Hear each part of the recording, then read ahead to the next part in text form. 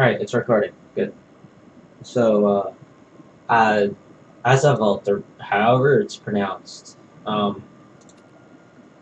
they released it. So I spent like a good like hour reading up all of the cards and what they do as I opened them. And based off of that, I tried to make a couple decks. Turns out the best deck I ever made was inspired off of an Open 6 deck that I made, or that I got. As Vault. Okay. Asphalt. There we go. Asphalt. That's what I'm gonna call it. Okay, maybe I'm not gonna call it that, but... Asphalt. Great.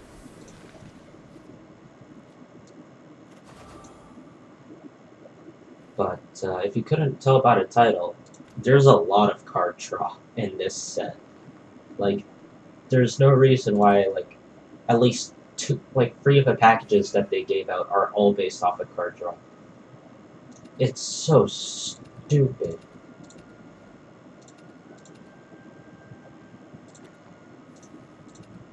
Like, first off, Feline Magic encourages card draw. Guess what? Card draw. Technically card draw.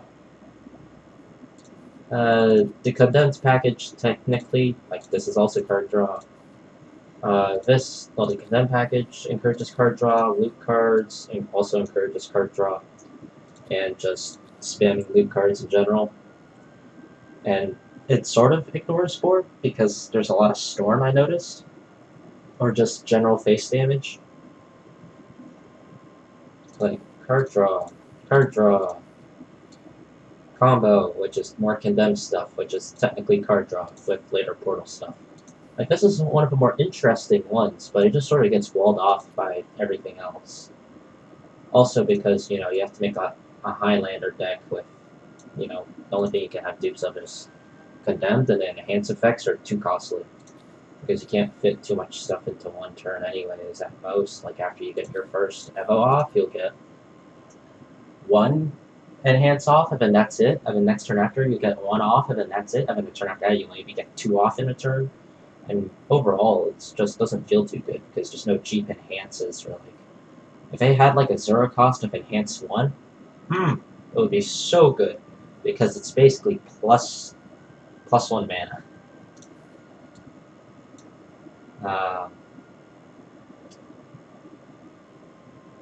Actually, wait.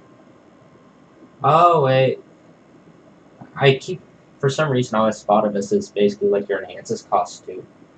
So if you had an enhance, or like, you always get, yeah, I don't know. So you get -1 back, so you lose 1? I don't know how that would work. I don't know. But, like, you just need something cheap, right? Volunteer test subjects. An entire, like, all of Rune's cards are dedicated to this, technically. Card draw. And then, Dragon is Dragon. Forest gets this Evo draw package. Like, the friggin' Gold Amulet just draws you 2 cards. All the B-Right stuff draws you cards. It's just what my best deck is based off of. And, like, Haven got, like, a heal package of, like, the Condemned all have heal effects for them. Or loot stuff, you got a single new chest card. Or Condemned stuff, which is Playpoint Orbs, fragrance stuff. Card draw. Like, why did they print this card? I don't understand. This looks like an Open 6 card. Like, Fanfare, draw a card as a 4-cost 4/4. Evolve, deal 4. I mean, the Evolve isn't bad. The problem is the front half is pretty bad. So, like, who wants to run this, and why would you want to use an Evolve on this? Like, maybe if you had a way to evolve it for free, and it was like, Shrike, deal 4 to a random enemy follower or something, maybe, I don't know. Good card, by the way. This is a nice card. Summons a lot of bodies, not bad. Too bad I don't use it. Lord of the Corpses. Card draw. you basically don't lose any cards for playing this, and it's an AoE. If it did any more than this, it would be broken. And I understand why it's a 2-2, because of my deck. Barbaros, broken. Too much damage. Turn 7, deal 10. That's basically what this is. Not to mention all the other Dread Pirate flags you're gonna have by that point, so it's basically, hey, I have an OTK because I got like 2 chip damage on you. Smelt Work Bodyguard card draw, and it goes to that package that I mentioned earlier. This card I actually really like. It's Consecration, but it draws you a card and a bonus on Overflow. So yeah, it's good. It basically doubles its own effects. At that point, Angelic Punisher. No one's going to use this unless you're trying to get that invoke on a legendary. I tried it a couple times. I can't say I did too well. Did I not put this in my Raft deck? I didn't. I'm stupid. Why didn't I put that in my Raft deck? I put this guy in it, but I didn't put that guy in it. Oh, yeah, this is the dragon. This guy was in my Tick 6 from earlier. This card, I don't understand why it exists. Sure, it could be a board clear, but it requires you to have something on board in the first place, so I don't see it working. At best, it's like a 2 damage AoE.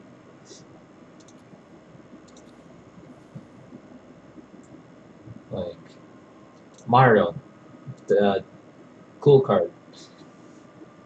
I like it. B-Right 2 technically is considered as 2 separate B-Rights, so it triggers its own effect twice. Also triggers, what's his name?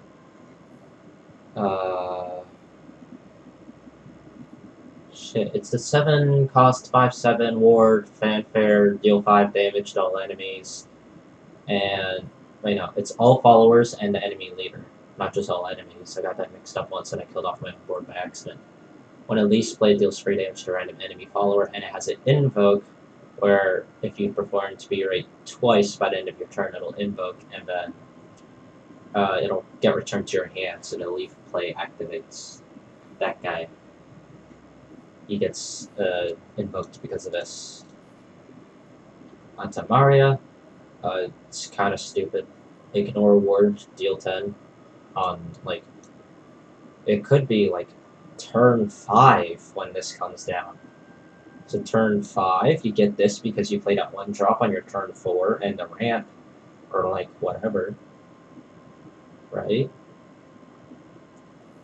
So this is active. You hit face next turn because this is condemned. You can just play another one and that's lethal. 20 damage right there. The only problem is you need to draw it, and right now I don't have all the draw cards. I'm missing that legendary. So this guy? No. It's the 5/8. Yeah, this guy. Missing him. It's a girl. Great. Yeah, this is the invoke one that I've tried to work, or make it work multiple times. Don't really have much to say about the rest of this. The rest of these are just so unimpactful.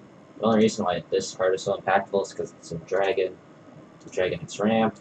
I don't see any of these other cards floating around, which are expensive. Abyssal Colonel is actually used because it's decrystallized. And this one can be cheapened because, yeah, Spell Boost. There's also that one deck that runs, like whenever you play a card, it gains +1/+1, and it has Storm, plus like all the Spell Boost cards, and that one has Storm. So, the deck that I'm playing, it's a B-Right deck, and, well, I say B-Right, it's less that, more like, I draw a lot of cards. Myral's effect deals a lot of damage, and then I have a finisher, which is usually a ghost with +10/+10. Notifications are still on. Great.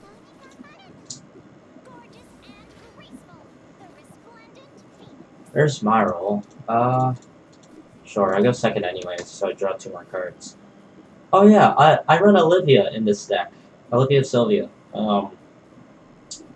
Yeah, you're never going to need, like, more than 1.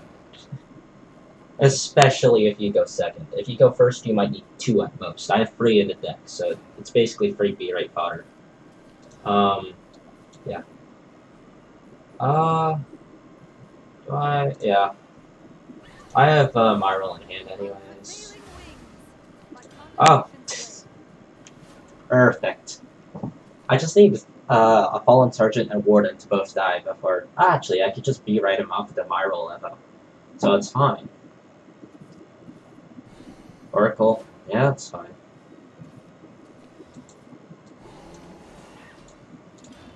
I just have to hope they kill off parts of my board eventually. In which case, I might not even drop a Hugin Mugen. Hugin Munum. Oops. Perfect. Perfect. Yes. Alright, I'm dropping Hugin. Is this follower strike or just strike? It's strike.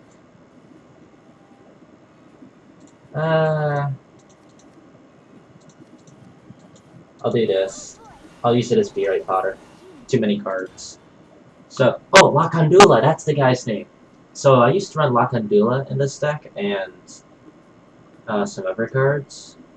The Asset Vault, Amulet. Yeah, that card. The one they just played. I used to run this in the deck. The problem I had with it was kind of too expensive for what it did. Like, it took up a board spot for like 2 turns, and then at most, like, what else did it do, really? So, like, it drew me a Condemned, and then it drew me a random card. So it's just like, that could draw me a Myral, a Warden, or the 2-drop. And I just was like, nah, I'd rather just have a normal draw card, so... And the downside is, it's an amulet, you can't B-write it. If you've noticed my hands, Astral Projection is like one of the few spells you'll see in my deck. As for amulets, I don't think I have a single one. My deck is almost entirely followers. As for this, I'll probably just Astral to Hugin. So it summons the Fallen, right? I don't just play this one, Loyal.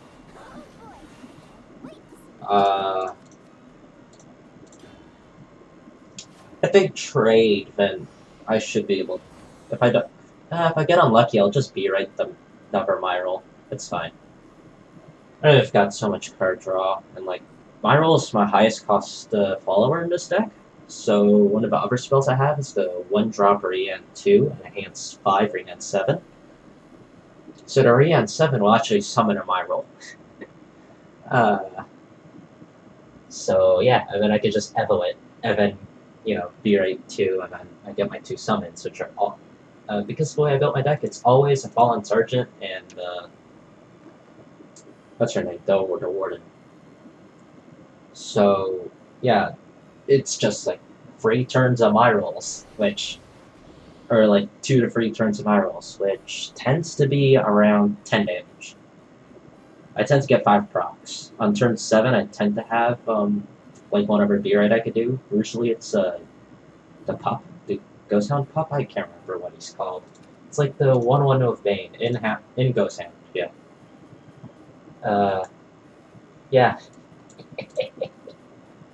I used to have, actually, I might still have it. It's the free cost 2 free B-rate, draw a follower, or, like, draw a Shadowcraft follower. If you B-righted a Shadowcraft follower that costs 7 or more, add 2 instead. This guy's running the Invoke, isn't he? I can tell. Also, their entire board is dead. Yeah. I run Nomadic now instead of some other card that I can't remember I had in the deck. So I immediately draw 2 cards here at the end of turn.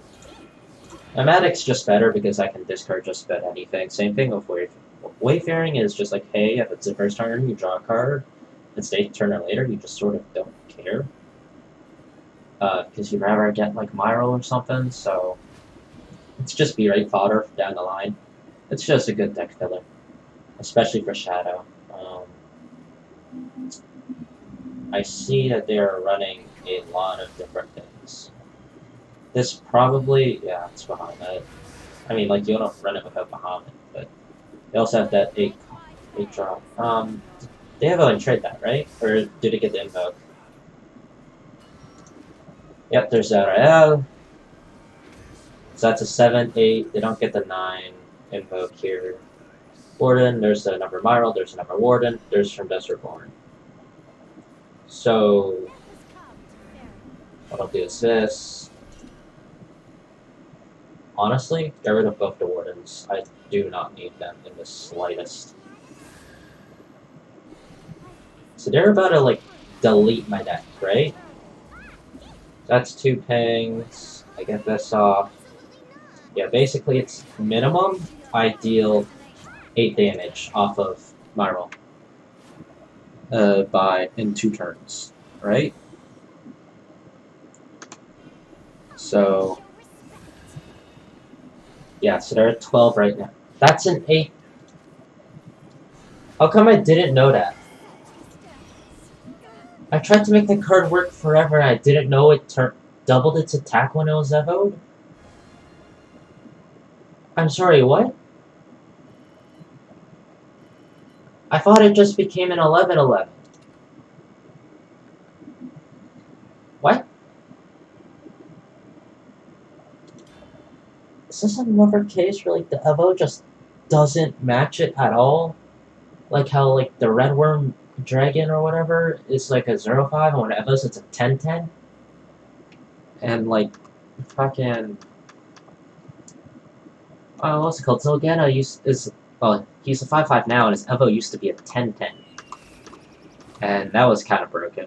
So I had to nerf him to 7/7. And that was after he rotated, or like the next set came out.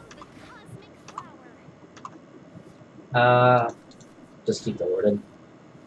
If I just get on 1. Hopefully I can find Fallen Sergeant, because that would be really nice to be ready faster. We'll have to play something. If not, I'll just drop it. And that's not good. You don't want to see too many spells in hand. Otherwise your hand will get too clogged and you won't have much to do. But one thing I noticed with this deck is you tend to get a lot of shadows. Just, you know, because you have so much stuff dying, you know, you have your B-rights and all the cards you end up discarding and whatnot. Yeah, I had to get rid of a lot of the draw cards just so I wasn't, like, overdrawing myself and accidentally burning, you know, mod rolls and stuff like that.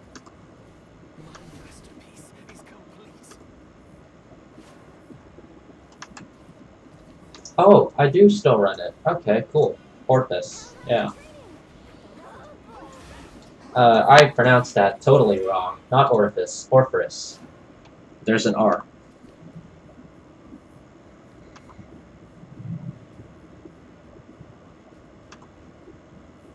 Oh yeah, I'll probably only stream for about an hour, so I shouldn't stay too long. I gotta hurry up on my university applications. Okay. Yeah, just get rid of Hugo Needle. I couldn't care less.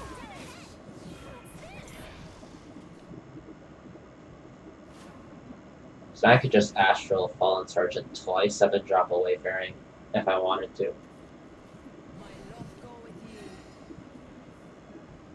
Oh yeah, I forgot to mention, this deck gets quite a bit of chip damage over time. Oh, it's this deck. I just realized what I'm playing. Ain't this annoying? I don't think there's a way I can beat this deck, by the way. It's so fucking stupid. It's, what am I, dead on turn 5, turn 6, or turn 7? They kill off my... yeah, the Warden, and then the 1/1 just sort of chills, right? Okay. I don't even have on Myrals yet.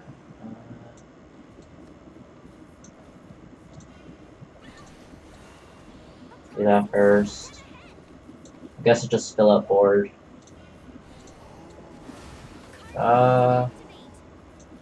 Yeah. Of course, I should have killed the spell base first. I'm stupid. If I'm being honest, I just sort of want to punch base. Like, if all of these die, I'm gonna get enough cards for my rolls anyway, so it's fine. Because I'll guaranteedly draw my rolls off of this for sure. Unless I draw more Fallens, but... Alright, it's next turn I'm dead, I'm assuming. Tina. Did they just draw it? No, that didn't.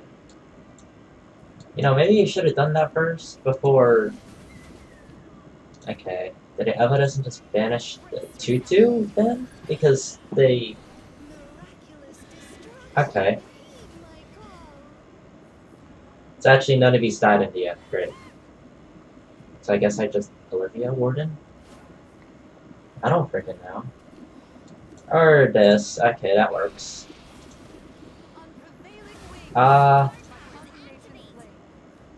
Guess I just punched base. Do I have a? Probably not. Don't even bother attacking that one. It'll just make it die from Perilous Trap or whatever it's called. Oh, and I'm dead! From 19 on turn 6. Yeah. This is fair. You know, I love playing Solitaire. However, I like not playing Solitaire and watching someone else play Solitaire. Okay, actually though, what the fuck is this? Oh, and that's 20 right there. They have 15 cards left in their deck, by the way. And that was 22 of the FO. Yeah. Turn 6. That's even worse than B, or not B, right? D shift. D shift, you're dead on turn 6 after they take a couple more turns. This, you're just dead. I mean, at least with D they both suffer from dealing with wards, but still. Do I not run? Oh no, I do run it in this one.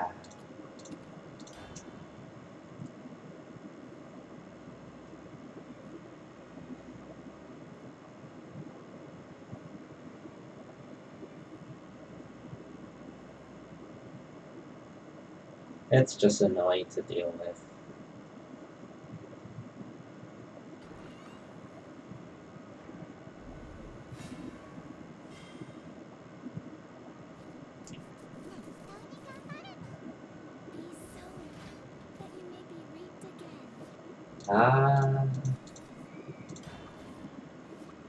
Alright, not bad.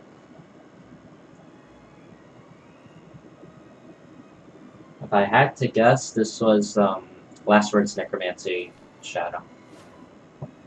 I'll probably use another legendary that got released.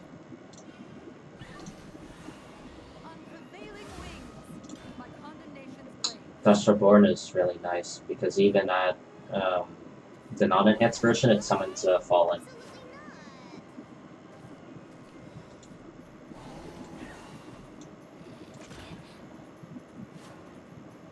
They'll trade the 1/1 in it into my Bane anyway, so it's fine if I just leave it. Because the Bane is quite threatening if they play anything too high health.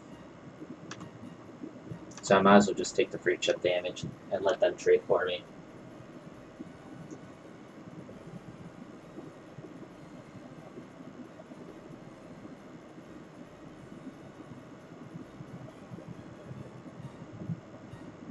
Oil Ghost Pup is basically just free chip damage and like something cheap that I can play. Because if it survives a turn, that's free damage. If it dies, that's a ghost. That's free damage. And like, it's technically free boards. Like, it doesn't even cost me a board spot if they at least have something on the board for me to, you know, trade into. Great.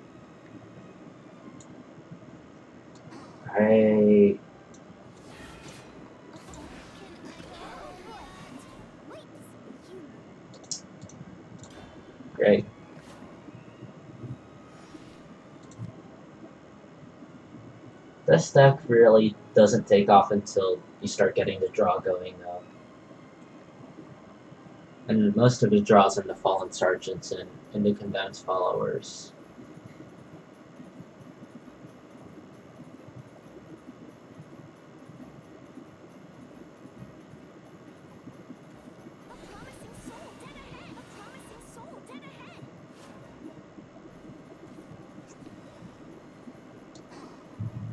Ah, too bad it's like a turn too late, sort of.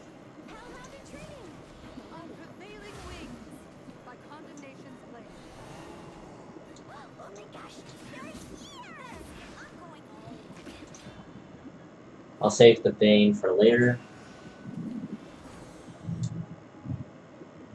And I suddenly have a full hand.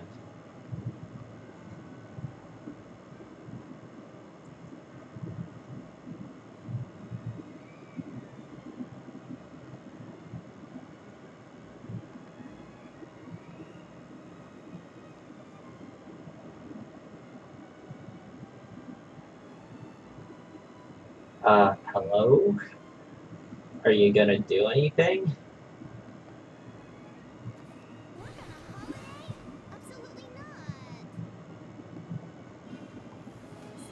Alright, I guess they kill my 2 for you, Pat? What else are we gonna do now? Alright, I'm guessing they have something big coming out for their free drop. Shadowverse. What? They get Rush, so...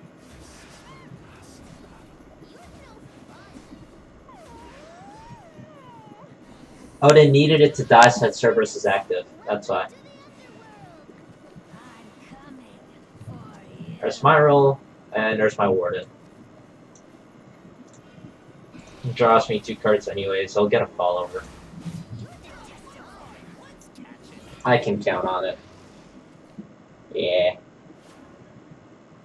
Well, technically, total 3 cards because of a start of turn draw. So in 3 cards, I should get a follower, statistically anyways.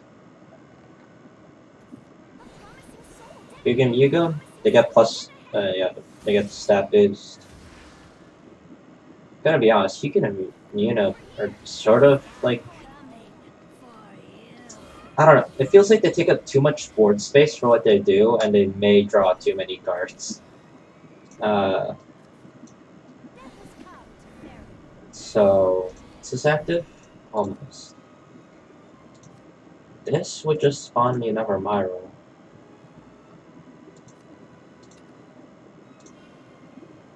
Yeah, I'll just do that. No need to keep it in hand. It's a good idea to keep Mino in hand, just because... oh yeah, there's my finisher. I have 1 copy of it in the deck. Deadly Tyrant's Feast. It's just very similar to that 6 drop.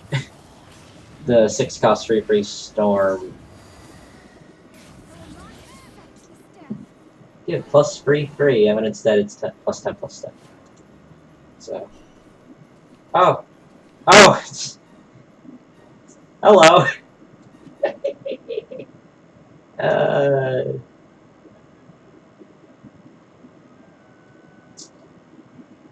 Yeah, I guess. Like,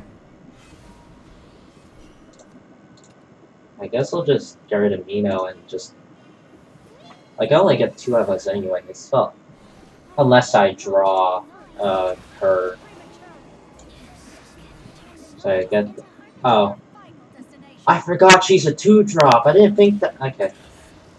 I rarely see her in the deck because all I do is draw Condemned Followers. That helps, I guess, technically. Because a bit less card draw.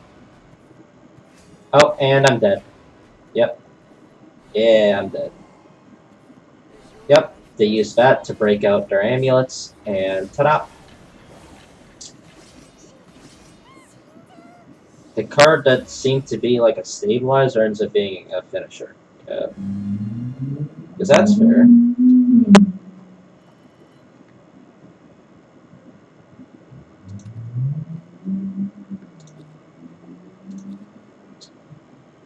I wonder. I mean, it's all just card draw anyways. Like, who cares? just last words and card draw? Is the last word cards or just things with last words?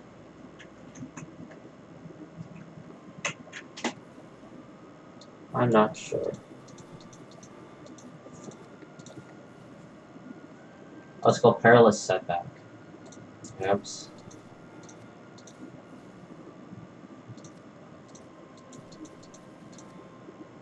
It's just outlet cards with last words. Yugam Yugam because they draw cards. You count, I guess, because you summon free anyways. And why would I not use the Evo on it? I don't care.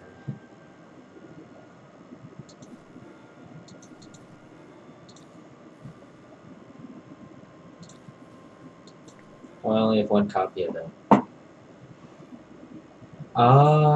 Yeah, I'm not even gonna. No, don't save. I'm not even gonna bother. Couldn't care enough. Honestly, I think that B-Rate deck is my best deck. Like, alright, I'll try showing off this one deck I made.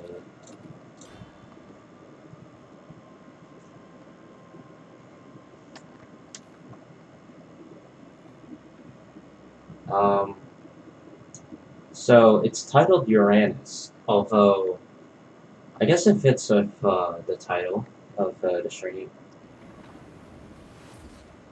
So, if you couldn't guess, this deck just sort of tries to make Uranus work.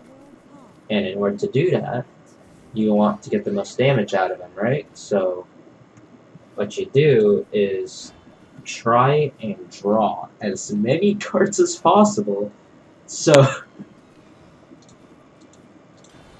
that your deck is less than 5 cards or whatever effect is active. So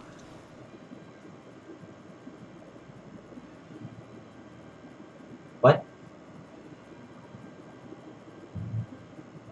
Hello there. As far as I know, I'm not the Shadowverse police. Is there something I can help you with? I just stream the game occasionally. So.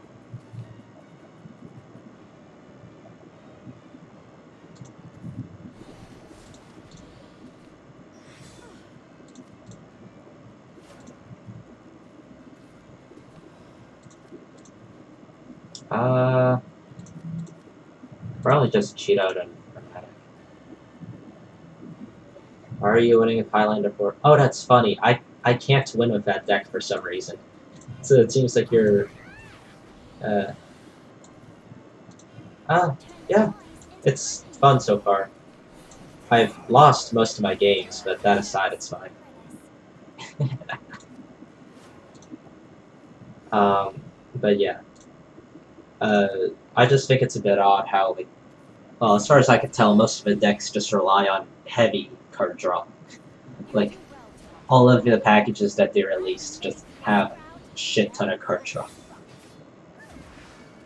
Like, test subjects? Here's a ton of cards. And, yeah.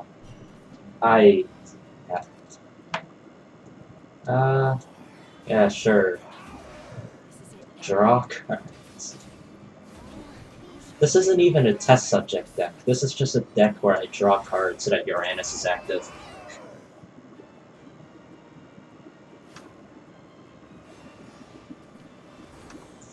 And then there's the Burial Rite package, or like Shadow in general has a ton of card draw now with the Wardens. I do think the theming is cool. Like having each class or get a Warden card, which is interesting. I recently learned that that neutral invoke card is an 18/9 when evolved, which is cool. It actually makes it worth playing, like compared to Teo, where it's just you invoke it and it's just a 20/20 and nothing else. Yeah, I recently got killed by it at 17 health. Because here's the thing, I tried to make it work, and then all that ended up happening was I just died Or, like, I never got it to get invoked, despite, like, my best efforts. Holy shit, this... Oh wait, I was about to say I'm dealing a lot of damage, but I'm about to get a DK'd, aren't I? This forest has, like, this crazy, Evo package. And for whatever reason, they have a ton of storms and stuff, so... Yeah, that's the start of it.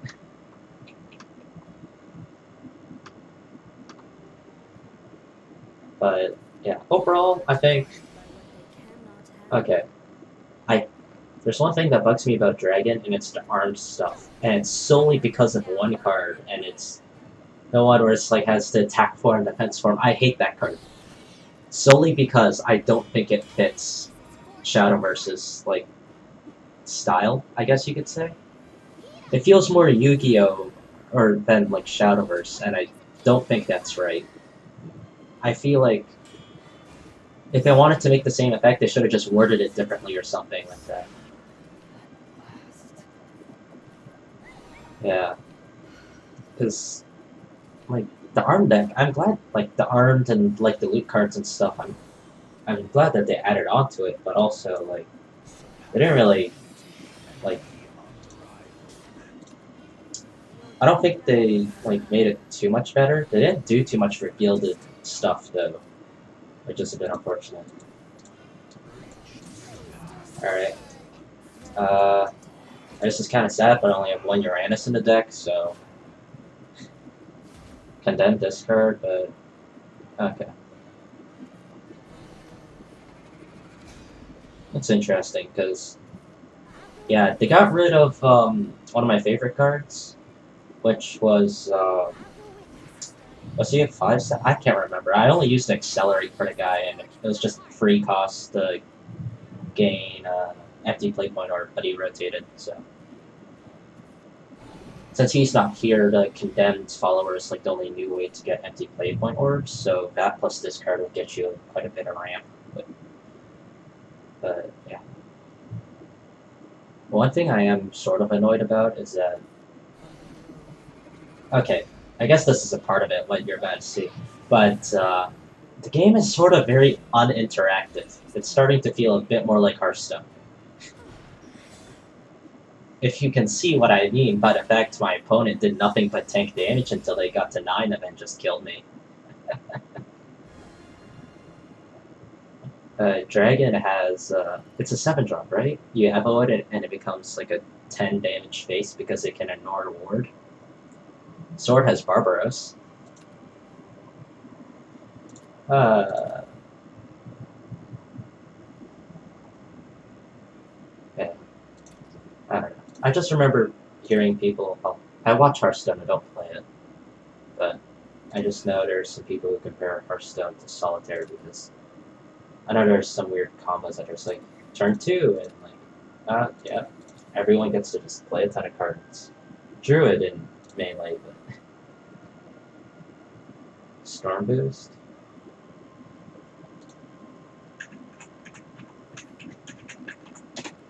I'm sorry, but I have no clue what you're talking about.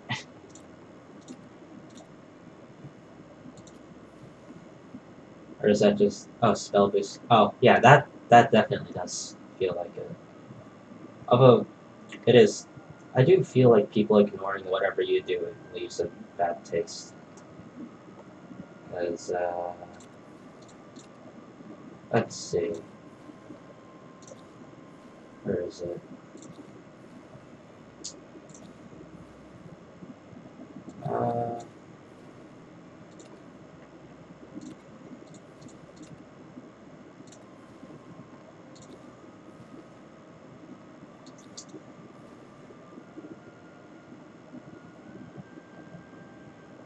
Yeah.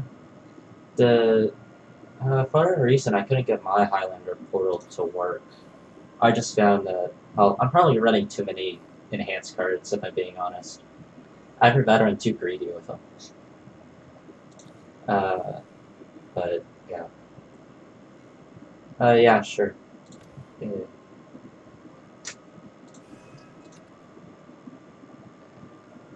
Where is it? Where is it?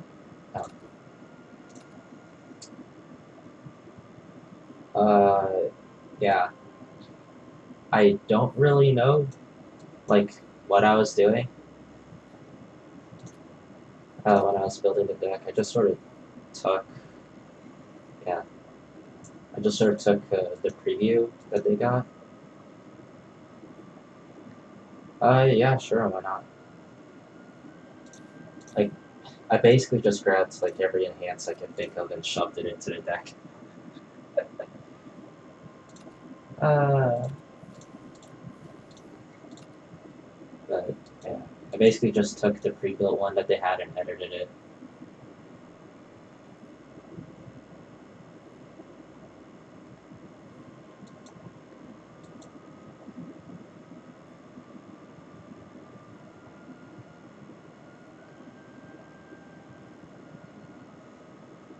Huh.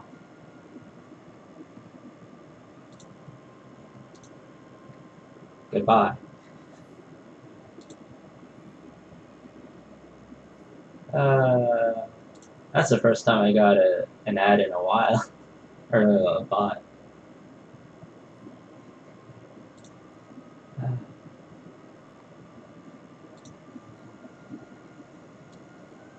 6. I was wondering what 16 EC meant, and then I realized it's the deck code. That's just stupid.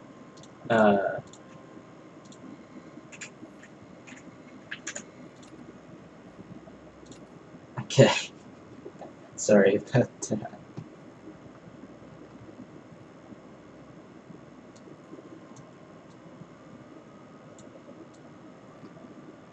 Oh, okay, I see. Wait. This looks a bit closer to the pre-built one, I think. Yeah, because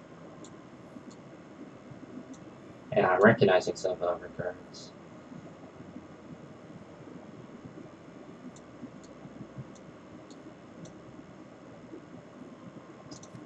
Yeah. Here. Oh, wait. I don't have access to it anymore. Oh, no, I technically do. Pretty sure you can always use the pre-builds for whatever reason. I don't know why. Yeah. Theirs is a bit odd though, because it's the pre-built ones. You only have 2 cutthroats. Yeah. It's kind of similar. Yeah, and then yeah, for whatever reason you can always use the pre-builds. Yeah. Oh, and I don't know why they have the defaults here. Like, it's just every default card in a deck.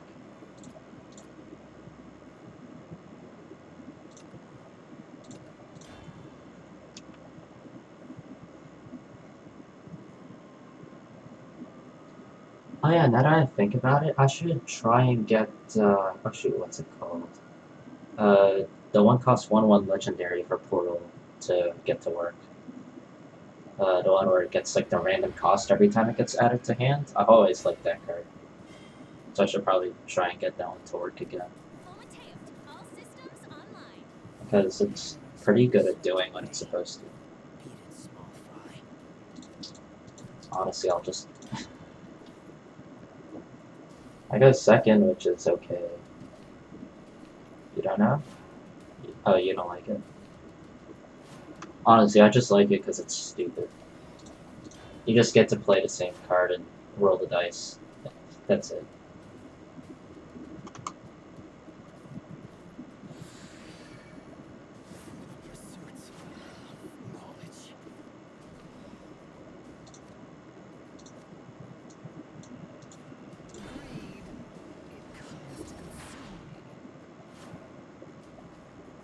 Yeah. Shadowverse does a good job of minimizing the randomness. Like, when it comes to randomness, I think, yeah, at most it's like the order in which some effects activate for some cards. And yeah, I'll play this now. Get the guy in hand. Oh wait.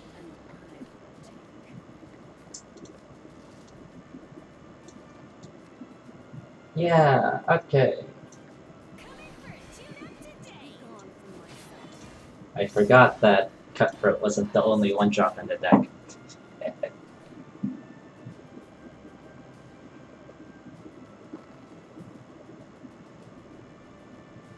uh, yeah.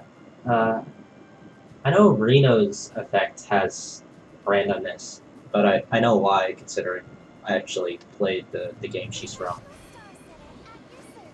Because Reno basically has a crit chance on her effect. She does an AoE against the followers. She does 2 to 4 damage randomly. Or like 2 or 4 damage. So she basically just has a random chance to deal double damage. This might draw. Give me a cutthroat. Yeah, there we go.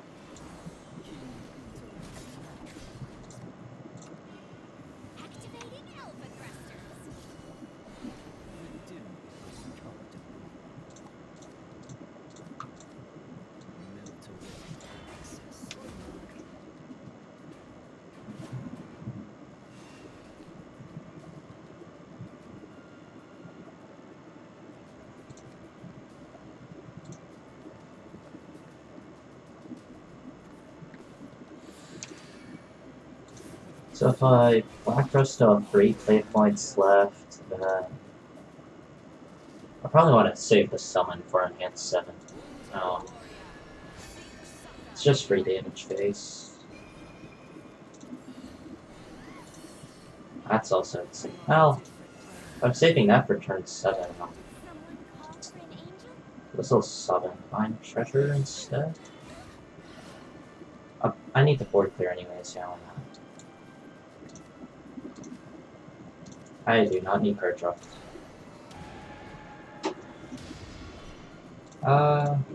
This isn't random, right? Yeah, I could just target whatever I want.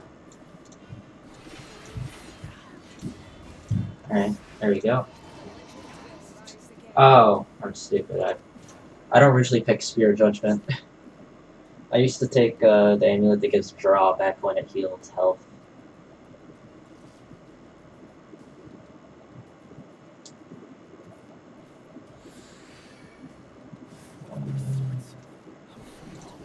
Great. I don't get the amulet back. Metatron? Okay.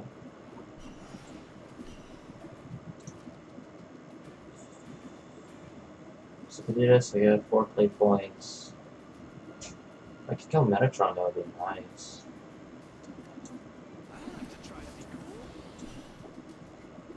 Just wait. Yeah, the ancient artifacts will kill off everything, so that's good. Wait. Yeah, I have enough play points for this.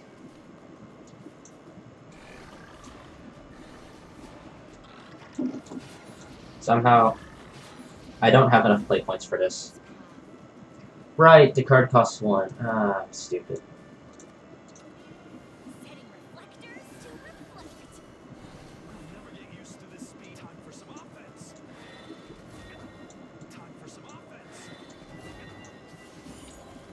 I only have to play 1 because of an amulet, or attack of 1. So, I guess it just has it all. I mean, there's no reason for me not to. I might draw me another Cutthroat. Or that guy.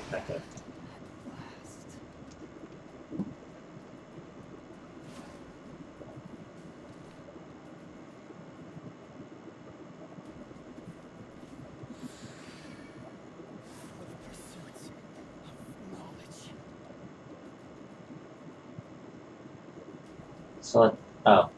It's lethal if Angel into Black Rust. That summons another, doesn't it? No? Okay. And they're just trading. Alright.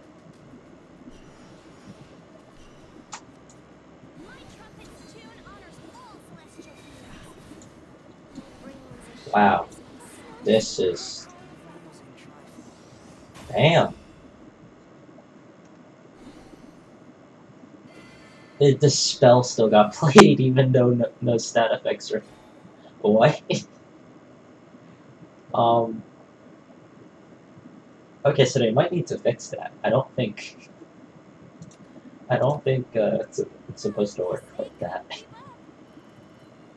But damn, yeah, I can see the difference between your deck list and mine, because you actually have stuff to do after playing the enhances. Because my deck just has way too many enhance effects, and you can't make use of extra play points too well.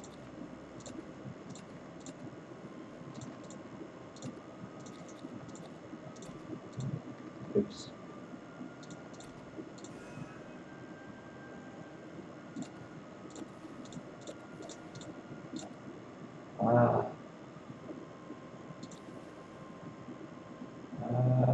Let's see, what was it? Oh yeah, apparently Hosami's popping off now if you get big of a high roll. Oh, yeah, that reminds me, I don't see... You play I see. So, it's similar to Discord Dragon. Yeah, I see the similarities. Reminds me, I don't see Passionate Seasons in the forests rolling around. It's probably too expensive.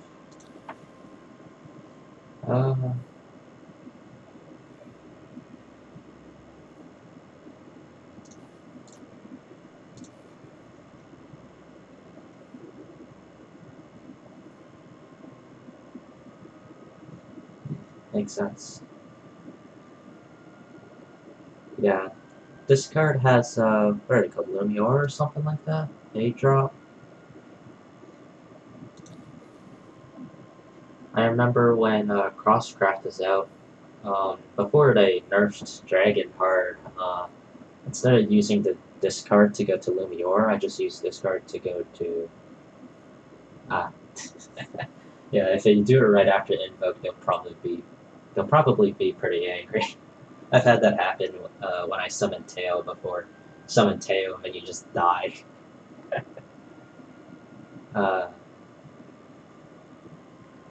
Yeah, in Crosscraft they used to just use the discard package to ramp into, what's he called? Is he still in rotation? Yukishima, yeah. So you just, in Crosscraft, you just draw a ton of cards to get the Enhanced 9, and because you ran multiple of them, you could just do it twice in a row if they happen to have enough health. Yeah.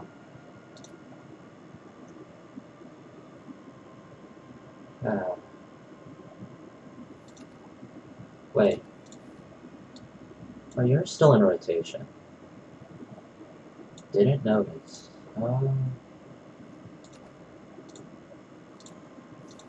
Let's see. Yeah, I happened to make a puppet deck and not include her because I forgot that she was in rotation.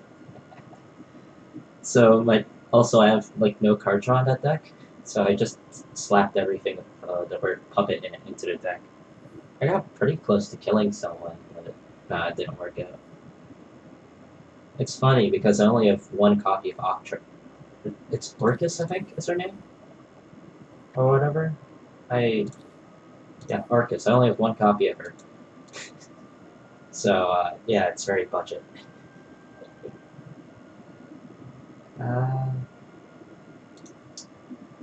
You know what? Sure.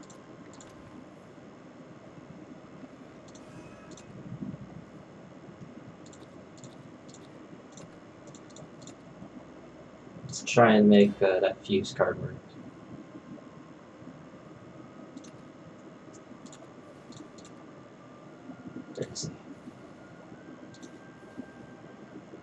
There you are. So let's see. So it's an AoE if it's fused of 2.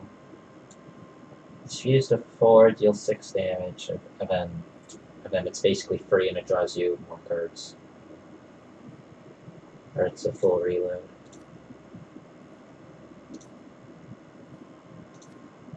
And I want followers that cost 6 or more.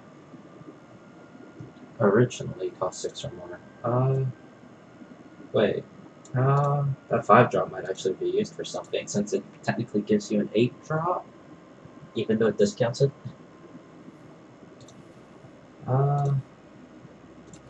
Alright. Oops. You want things of multi-purpose. I mean, I guess it fits. I mean, you're definitely going into the deck. I mean, I guess you also draw a card. Probably don't want that in the deck. Take that, I guess. You did? I mean, I'm assuming they had more than one copy of this guy in the deck. Gambling deck?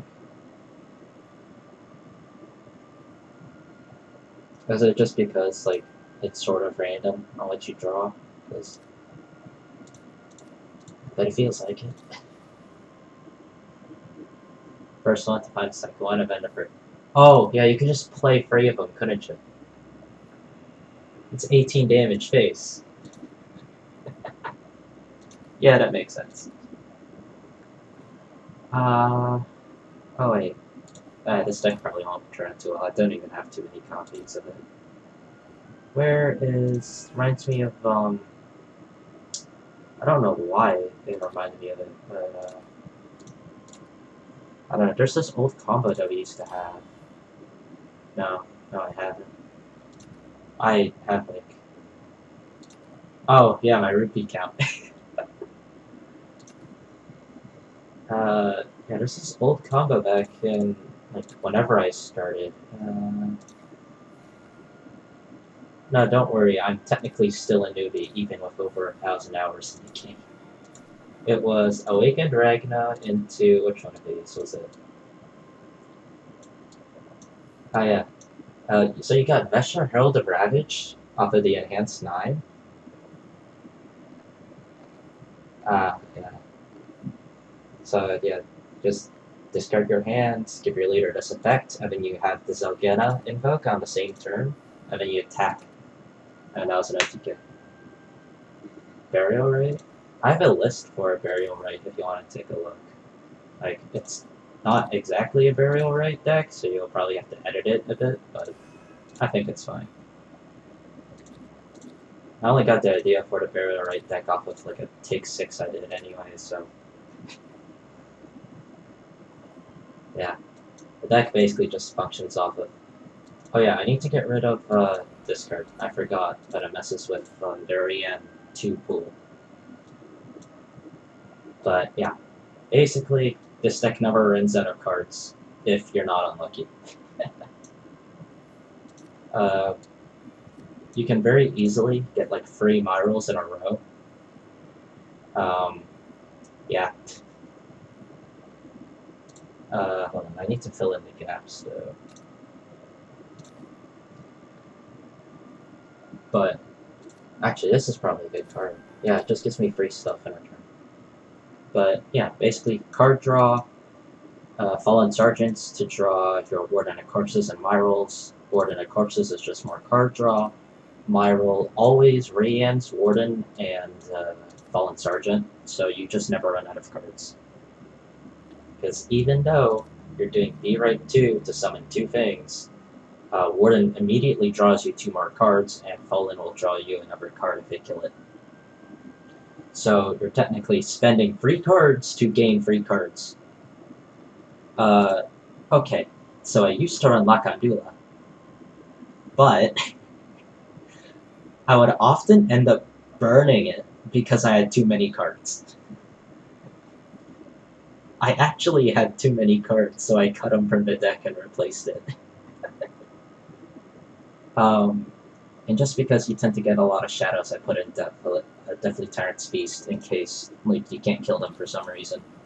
And you just need a burst option or something, that's it. But, like, Lakandula, like, honestly, I think you draw through the deck pretty quickly, and the only way you're going to get 2 B-Rites per turn is, like, turn 5 or above. And by that point, you may have drawn a couple already, and he's just sort of dead in hand as, like, this high-cost minion you can't get rid of.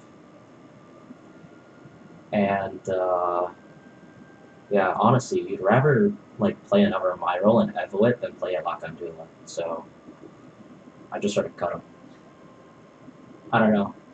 Actually, he might do fine now because I cut some other stuff from the deck. I can't remember what I cut though. His lore? I'm sorry, but I don't know his lore.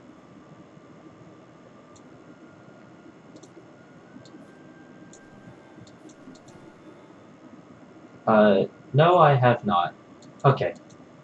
Okay, you want to know something about lore? Look at Mino's lore. I remember on one of my past streams, someone got me to read this. And yeah, it was hilarious. It takes place in an inn. He is the inn? Oh, I see it. Damn. Oh, yeah, he's just called Purgatory Inn. Why didn't... the brain can be so blind sometimes.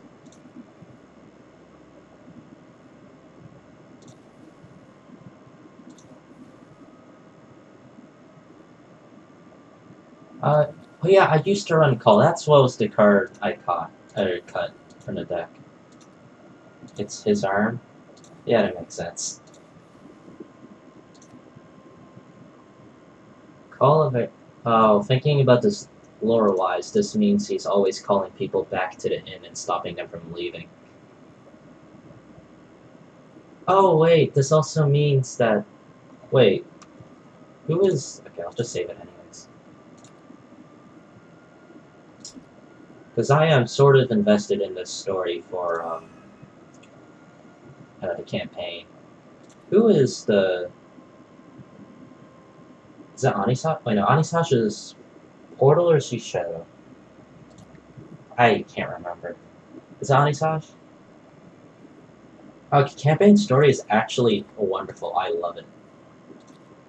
But I have a feeling people have different opinions on it. But yeah, it's really nice. How far have you read? Ah, okay. Yeah, I think it's best, like, there are some story fights you need to do. I can't remember which one is the... Is it this one?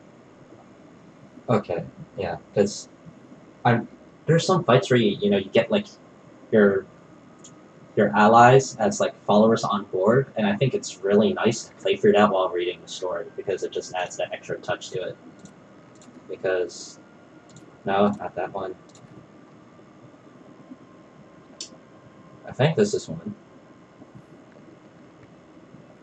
Yeah. Honestly, I don't know if I could name a favorite card because like when I started, my favorite card was definitely I forgot what he was called. It's an awful card, by the way. Before, like when I was starting, it was amazing for dealing with the campaign because the AI just couldn't deal with it for some reason. Yeah, Castle Sculler.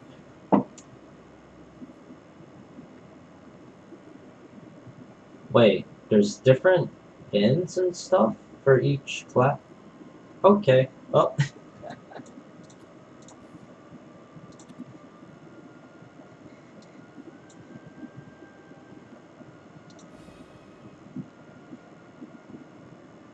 Oh.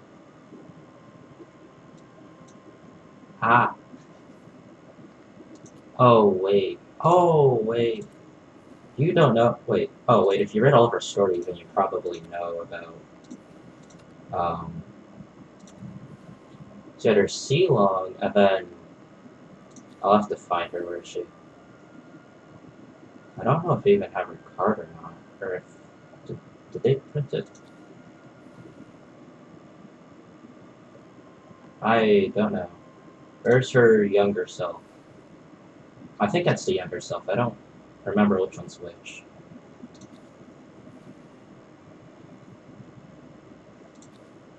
Do you know about how they technically have like I don't want to spoil the story because you haven't read up to that chapter, but does it say?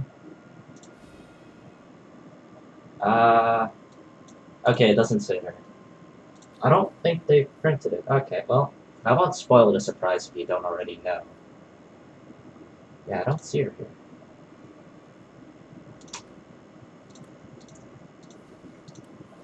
But, yeah.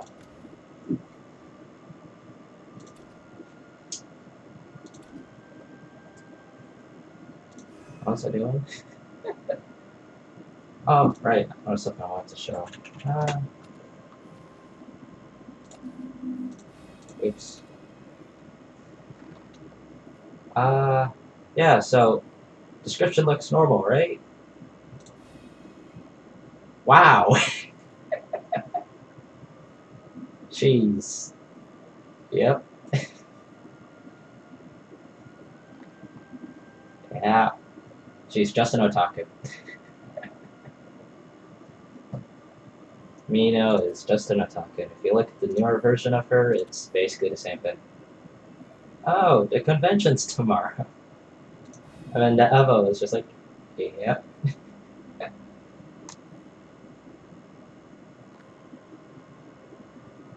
Not sure about Forest.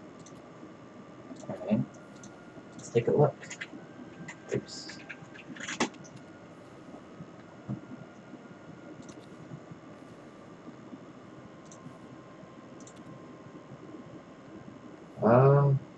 Location of Egypt. Uh, ancient bamboo and like, yeah, I was guessing like a kitchen or a restaurant based off of this. They probably all have a theme. Blood you're less sure of? Okay, let's take a look.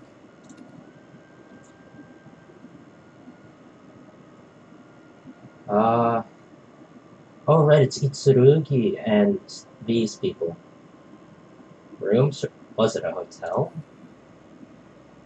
Hercules has those things.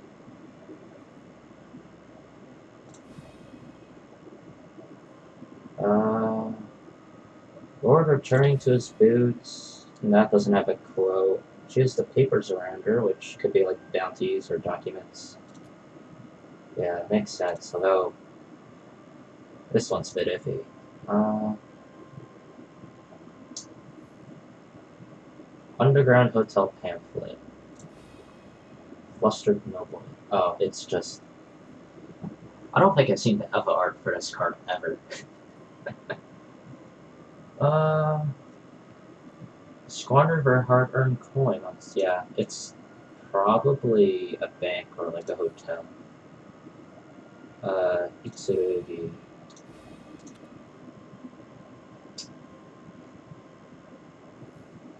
Uh, yeah, no, this just builds. Itsurugi's description just builds off of his story and the campaign. That's all it is. It's basically like, this is just, yep, this is him at the very beginning of a story, and then this is just someone's description of him at the very beginning of a story. There's basically no spoilers about him at all. I guess I should probably let you. You've read the story, right? Or like the first two chapters, so you're probably wondering, how the hell do we get to like Amatsuruchi or whatever it's called? Um, so there's technically different sections of each of the lore after each of the chapters, and you'll find out after you hit like, wait, oh, the main characters sort of change, sort of. One of the main characters comes back in. Yeah. All right. So I guess I'll guide you through it. So Morning Star 1 and 2 are the same place. Guild War, you can tell because, Guild War Conclusion, different place.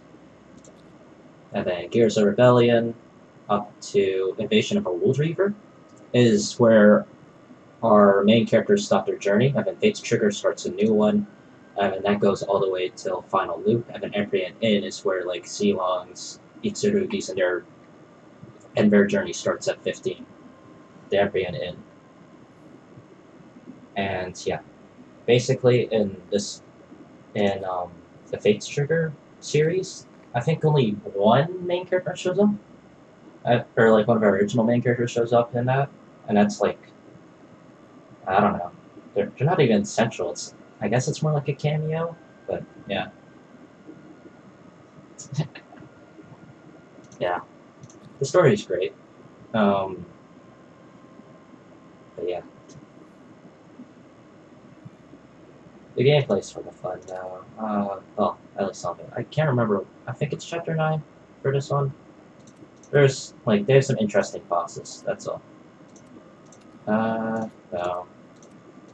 This one? Sure. I'll try it. Why is... Oh, I am so not used to seeing that. All the leaders change to whoever you're supposed to be playing. I have not seen these characters in years.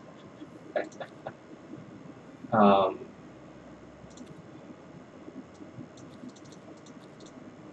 Alright. Um... Right, all I'm running on combos, I forgot. Where is... There it is. There you go. Is this the one I was thinking of? Because like sometimes they have interesting bosses and stuff. Because I know there's this one boss with I forgot his name. He's a card anyway, so it's not a spoiler. But yeah, Belphomet. Um, yeah, he is a recent card anyway, so I say recent, but Forest. Uh, it's hard fighting with no Forest deck. Oh. Is it a prolonged fight? Or is it just... Oh, wait. This isn't the boss. The one I'm thinking of, he has like this amulet that he summons and it just does stuff as the game goes on. You said you're on chapter 2, right?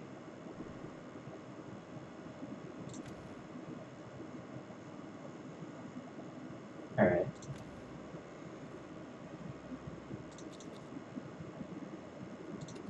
You did it randomly? Oh. Alright, you completed chapter 2, so it'd be chapter 3. Which is Guild War. Yeah.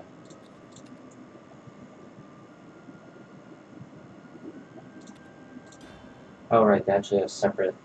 It's been so long since I've done this.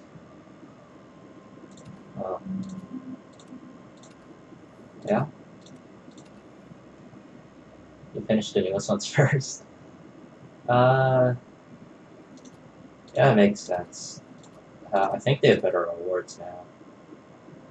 Yeah, they've definitely increased their fights, because, like, I think, like, the first 5 or so chapters were released at the beginning of the game. And then, yeah, as they kept going on, they kept adding more cards and they could get more creative. Because, like, the old school cards are very boring. Like, okay. Alright, here. I want to see a legendary card. This is probably one of the worst legendaries that I've ever seen, but I'm assuming back when this game released, it was probably one of the best, just because it gives you 2 free cards, and this card is basically 1 mana. Or one play point. I said mana again. But, like, it's value, right? And then nowadays, like, basic cards are awful. The best basic deck I can think of is Blood, and it's just because it has Razor and Claw. But, yeah. Some of these are just awful. Like, okay. Wanna see something? There are so many cards that revolve around, like, neutral synergies. And for some reason, that was an archetype. Like, Kiss of a Princess exists. Like, I don't understand why. I'm assuming neutral actually worked. Back when the game released, like, Alice's Adventure, Eagle Man, Fangborn was released recently, actually, so yeah, they're still adding stuff to it. Tilting at the Windmills. I use that for an OTK. It's an awful OTK, but hey, it works.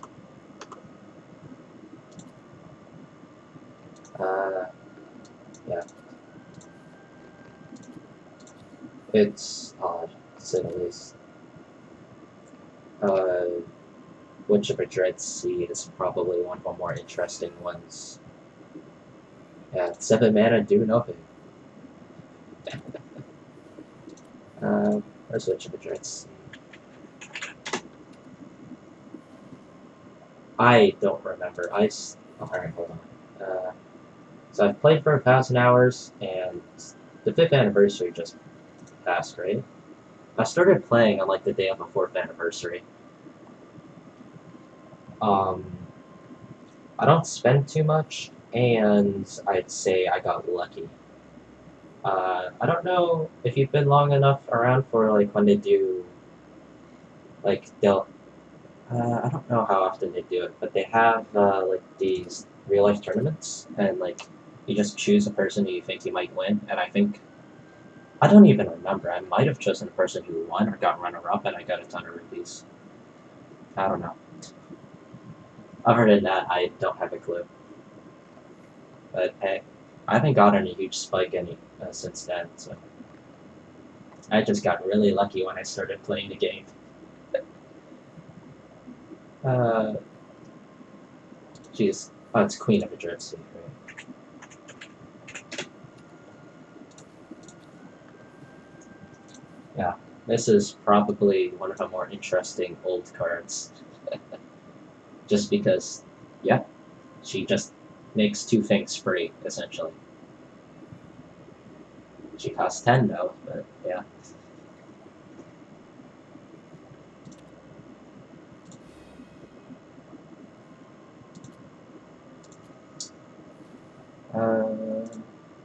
That reminds me. If you're on chapter 3, then you've probably seen Maisha. Uh, I forgot how you spell her name. It's not that.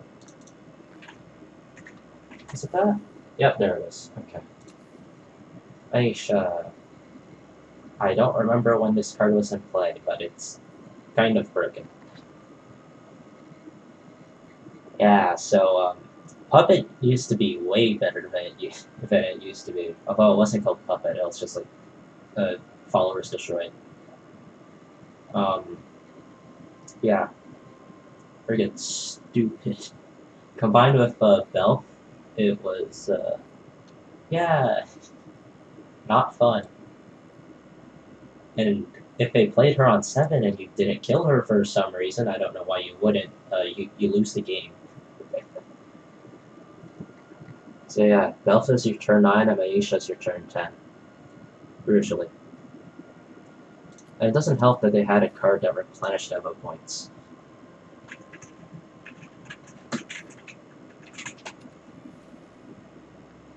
Where is it?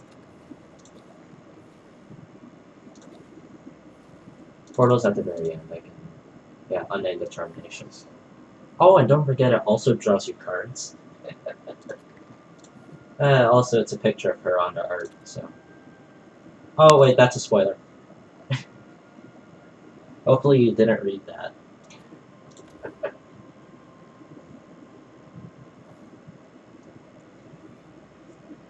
Yeah, so, the legendaries?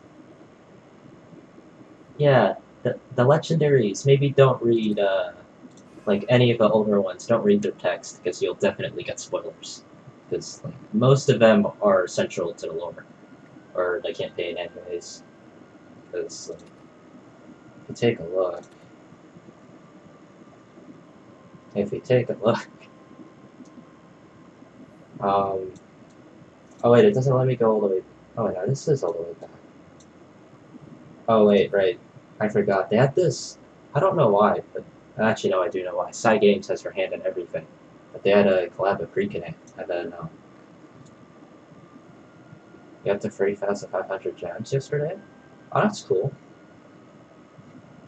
Yeah, a bunch of Reconnect cards got added as legendaries. Do you care if I spoil Reconnect? Because I could just tell you who this is. Also, this is a 14/14 one episode, even though it's a 7/7. Oh yeah, I never spent these until recently. I never spent. Like, I completely forgot they existed until, like, 2 months ago. So every time I wanted to make a deck of legendaries, I spent files instead of, spending a bit of gems. I might have also gotten a lot of these from that event. But, yeah, Belphegor. Oh wait, Belphegor's turn 8, I forgot. I don't know. Makes it even worse. I thought it was turn 9. Yeah, also central to story, if you couldn't tell. Palmia, I actually don't think she's central to story. But yeah, there's a good chance that if you're reading someone like, oh yeah, Elegano, literally one of the people you play as in a section of his story. So yeah, maybe don't read her lore if you're gonna do that. Ishraangelag, also a character in the story, so maybe don't read that. But yeah. Yuan, literally a main character.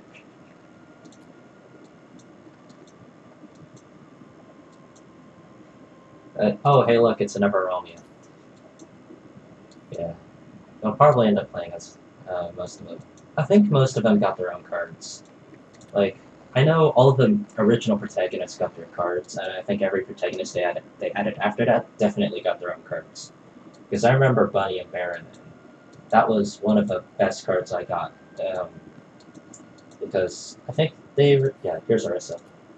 But for Bunny and Baron, when they released, or I think they released Bunny and Baron like right after the 4th anniversary, so I passed it. Wait, where is it? Ah, yeah, here. Yeah, this was pretty good back then. This is back when, like, uh, slow Evo decks were good. Like, you actually had to interact with other people's stuff. And this was just really nice. And they introduced, yeah, they introduced Maneuver, but then they only had, like, 3 cards that had Maneuver in the entire set. It was so weird. Yeah, I know, they just used their getaway card. You know, it's sort of weird because, like, the getaway car, like, I assume the idea is, like, you get the getaway car and then, you put a follower in there. Although it'd be thematic if you put Bunny and Baron in there, but then you're just wasting the follower strike because you're not trading in your getaway car, you're throwing at base. It's just a really good card. I also don't, I guess I can understand why you'd use the Sporada shot, it's just, you need to spend an Nova point, which sort of makes sense because the getaway card is very valuable, but I just don't like the idea of using an Evo point, especially during the time it was around, because you also had free evolve on Enhanced 6, and Tyrant's Order just deletes your opponent's board. Yeah, but Evo turned deal free. That was the time when, like, Evos are very important. Yeah. Yeah. Like, the Evo scene for Sword was incredible back then. Like, I know, you probably know the most recent version of him, but there's a one-cost version of Kagemitsu. And this might be even more broken. When evolved, Shrike, gain XX. X equals the number of times allied followers have evolved this match. There is a way to give them Storm, by the way. This was probably the most broken combo back then. Because he'd just be like a 7/7 punching face.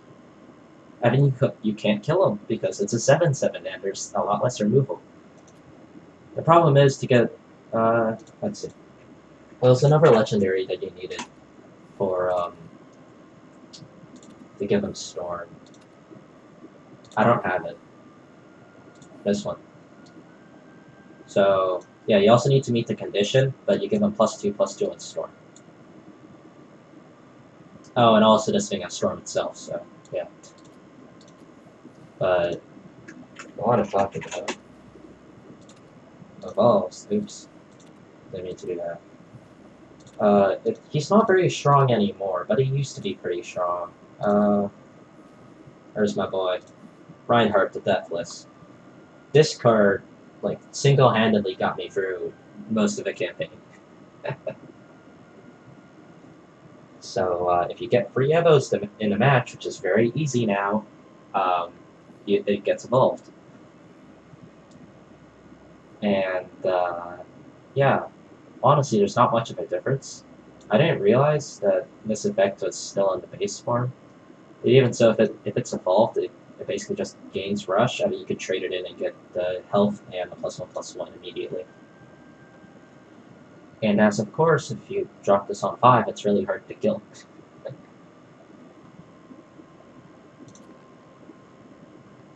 But yeah, this guy was pretty prominent back then, surprisingly. It's basically at the end of your turn, summon the 2/2. I don't think Nino was around. Nino was after Tempest Slayer, I think, might have been around in the next expansion. But, yeah. Steadfast is definitely around. Yeah. Oh, man. Lady of the Lance. Yeah, this takes me back.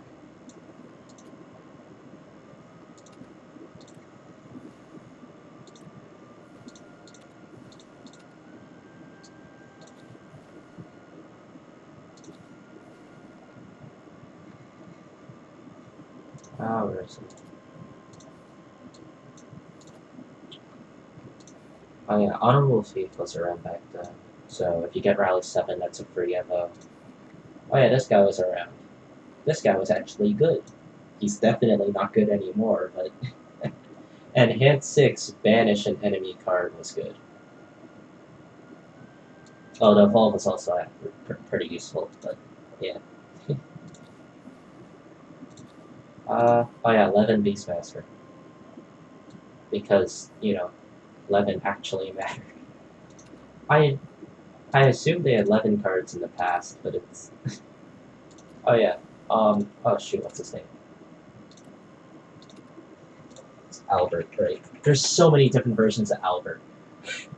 As in so many, I mean 4. Or, wait. Oh wait, no, there's 3. These 2 are the same one. Alright, never mind. There's 3. There's 3 different versions of Albert. Albert Levin Saber, who, by the way, is not a Levin card. He's just a commander. Storm, Enhanced 9, can attack twice and takes no damage. The next version, he's 11, not a... oh. He's 11, but not a commander. Storm, Enhanced 9, randomly put different 11 followers from your deck into play. Strike, gain attack if a number is in play. And he only attacks once per turn. Same stat line. All of them have the same stat line. And then the newest one, which is this guy, who is both a commander and 11. And it's just, you know, Storm can attack twice. If there's an allied in play, gain +2 attack. Enhanced 9 is destroy everything, can attack twice per turn, so it's... if you evo it, it's 14 damage base. I do not know. It's the funniest one, too, because Albert Levin Saber, trait, commander. And then Albert Levin Champion, trait Levin, and then the final one, they just gave them both the tags. I don't know. I mean, they called this one Albert Thunderous Doom, but... I don't... like... it's definitely one of the funnier ones. There's a bunch of... like, I'm sure you've seen... actually, what was her name?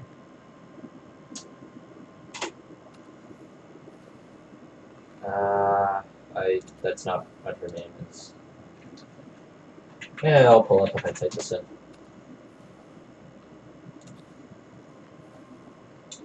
There's like 2 different versions of her.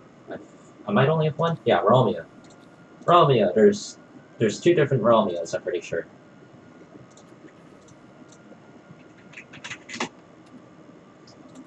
Yeah. Romeo Sonic Racer, and then there's the Astro Wing version. Sonic Racer is much better. When another allied artifact comes into play, it can evoke for free. Evolve. If you have at least 6 play points, use the 6 play points, gain Storm, and plus X equals the number of different allied artifacts destroyed this match. Considering how it is now, this card could probably easily become a 10-10, or like a 10-9, I guess. But beforehand, at most, you'd have to try pretty hard to get it to 9 attack. You could probably very easily get it to 7 or 8, though. Because all the conditions are, 6 or more anyway, so... There's a bunch of, cards like that. I know... Okay. Here's a weird one. That's not how you spell her name. Yeah. So... Liberté Wolf Pup, and then Liberté Unchained Wolf. They're gold cards, but she got reprinted. Oh, and the new card summons the old version, so this is why I know that. Don't worry, it's fine. But yeah, the old version is just during your turn, when someone evolves, or when you evolve. Oh my gosh. Yeah. How much defense did you have left?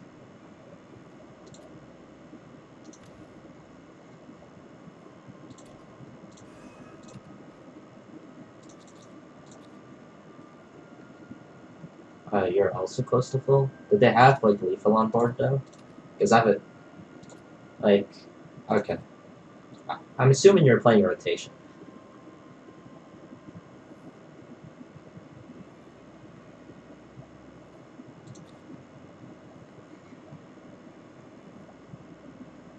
Where's...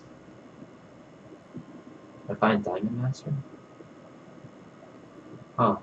Yeah, maybe. I mean, I don't have Diamond Master anyways. I used to have a deck like that, but only had temp copies. Because I bought it. Temp copies are no rebuilt decks.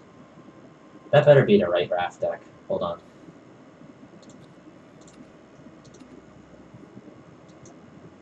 Oh, okay. If I was normally played, then I would have summoned another on death. I think. If that's how it works. I can't remember.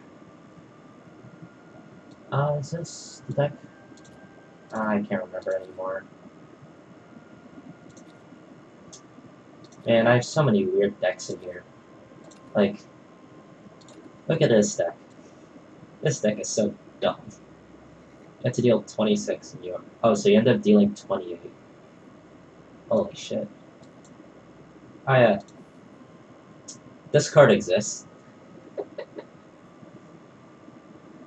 So I made this dumb deck centered around this card where I just get multiple copies and then just have them all die while I have an Urias that protects me from the damage. Too bad my opponent also played an Urias, so they were immune to the damage. And it just gave them free Wrath Charge. This was dumb. The only game I could get it to work was against another Blood. It was so stupid.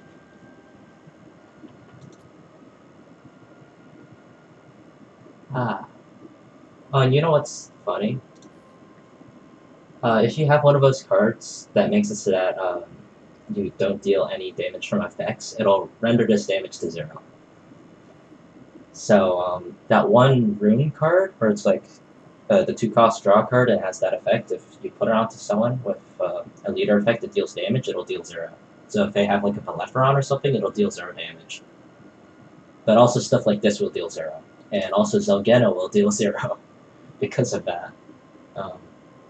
Yeah, this was one dumb deck. I have weird decks. Oh yeah, I take it you've probably never seen this card. It's one of a few cards that win the game on it. Yeah, Nephthys. Or however you pronounce that. Basically, enhance 10 if you've had allied followers. Yeah. There's a couple alternate win cons. And by that I mean free. I can think of three off the top of my head. That's one of them. The other is Spartacus. It should pull up. Yeah. Basically, if you draw the bottom, once you play him, he'll transform the bottom card on your deck to make it so that when you draw, you don't lose the game, but instead win the game. And the upper one is, I forget what his name was, but he puts Treacherous Reversal into your hand. It's a free drop, but you get the card on in hand 7. Walfred, yeah. Yeah, I know. Too bad, like, it costs too much to be played. If it costed, like, 4 play points, it would be amazing, because of, the one card that discards your hand and you draw cards equal to the amount of cards you discarded. This card also has an alternate win con. If you enhance 7, you get a Treacherous Reversal, and it banishes the follower. Treacherous Reversal. It's a lot of text. 0 play point force craft spell. Remove all effects from all followers except for changes to attack or defense and then banish them. It banishes everything, by the way. It banishes everything in your hand and deck. Then it puts copies of the first 10 cards your opponent played the match, excluding Wolfrot, so you can't go infinite, into your deck, in the order that they were played. Transform the Reaper at the bottom of your deck into a victory card. Treat allied cards that have been destroyed this match as if they were banished, so you can't get Rian stuff and like that. So basically it's deleting, like, nothing happened this game, but you're at like 7 play points now or something like that. And then at the end of your opponent's next turn, add copies of each card in their hand into yours, excluding, Wolfrot. Yeah. They tried pretty hard to make it not be abused. I know someone who OTK'd with this. Basically, before playing, they somehow managed to get so many of... let's see. I know there's one forced draw card.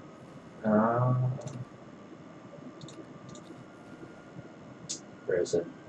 Heroic Elf. End of turn, draw 2 cards. Yeah. So they managed to duplicate this card a couple times so that they could play 5 alongside the Treacherous Reserve. So they played the guy on turn 7, and then on turn 8, they played the Treacherous Reversal, a ton of copies of this, so that their deck gets emptied to 10 cards, and then this just draws out their entire deck at the end of turn.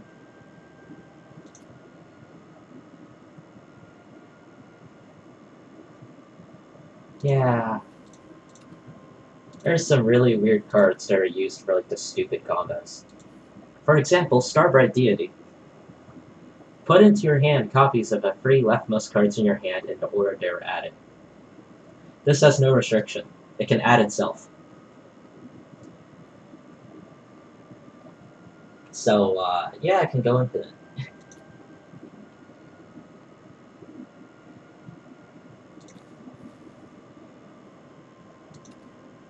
Actually, Gobmage is really good now because that helps with tutoring stuff. Well, both versions of Gobmage do. The new one and the old one. The old one is just free cost, 2/2, add a 2 cost play point follower to your hand.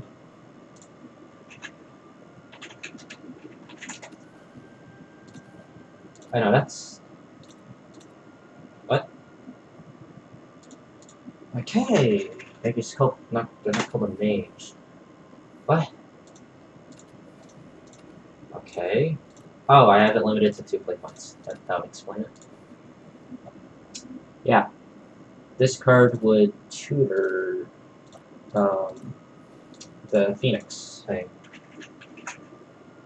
I spelled it wrong. Yeah, it doesn't look great. Yeah, Resplendent Phoenix, so you got your Phoenix Roost, and then you could get your Dagon OTK or whatever. You know, surprisingly, there is a card that just gives Storm. Yeah, this card. Surprisingly, this isn't broken at all. In fact, like, you just won't run this at all in Haven.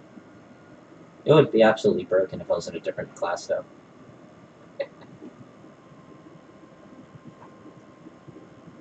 I mean, I may or may not have a combo that relies off of that. Like, where is it? Do you want to see someone get OTK'd by pandas? I don't know if I can even get the combo off anymore. Whale? Oh, I don't know if you're... No. There's a card called Whale. No, it's not all legendaries. I don't think I have enough for that. It's about the white whale card. I don't know if you've seen it or not, though. But white whale card basically is like a 6-cost. It was like 6 cost, like 5/7 or something. Ward. When it comes into play, deal 2 damage to enemy leader. When it leaves play, add two copies of it into your deck. They cost 1. And the deck's centered around that single card. You draw it, you play it, and you draw more copies of it. That's it. Yeah, if you're wondering, this is the card we're gonna OTK them with. Yeah. Wait. I almost have the full combo at hand. Wait. I'm just missing 2 cards. I have to play it on 4, though. That's fine. I have no clue what a stack deck would be doing in Unlimited.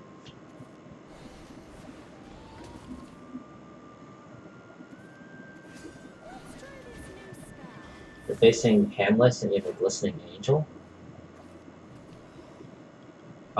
If you don't mind me asking, what's Handless?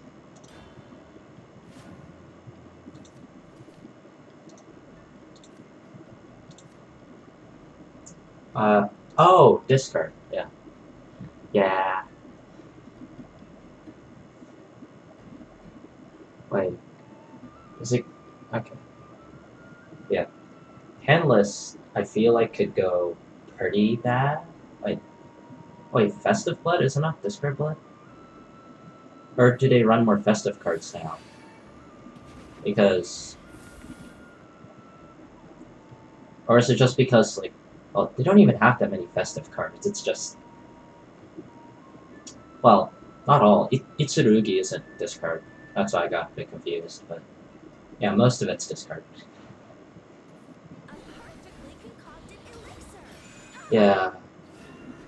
So, funny thing about discard, it may or may not be absolutely broken in Unlimited. Like, it's busted in Unlimited.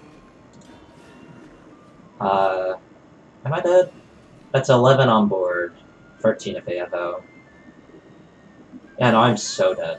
Because I have to manifest the potion this turn. Ah, shit.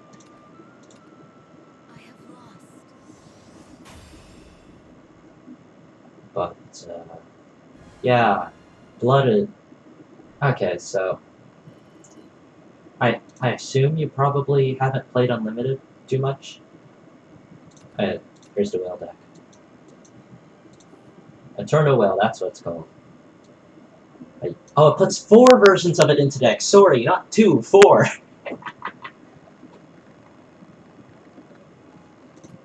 Yeah, every game is shorter than like 6 turns in Unlimited.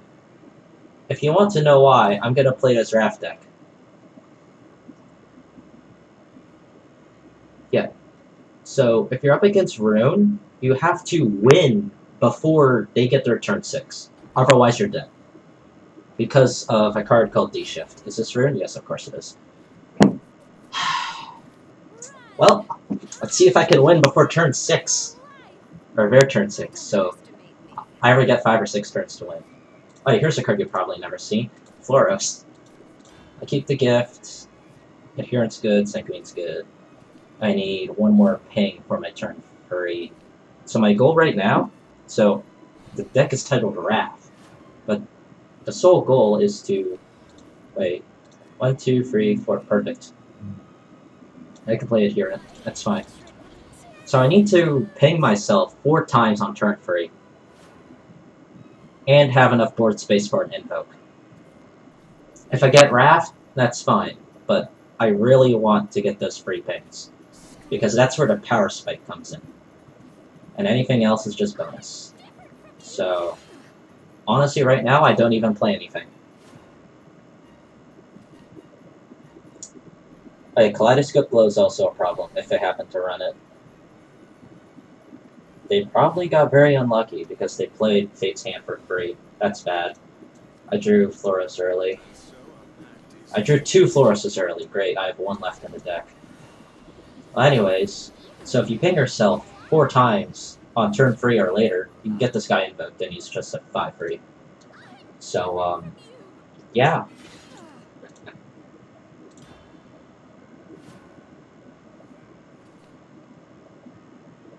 And then next turn I'll just Urias, and like, I could just discard the Floroses. Once I get Wrath active, I get, the Purgatory invoke. Knight of Purgatory. I get this invoke once I get Wrath. And then you just sort of pop off with everything. It's a very aggro deck, and even if you don't kill, you have Dark Feast Bat to kill. Which is a very old card.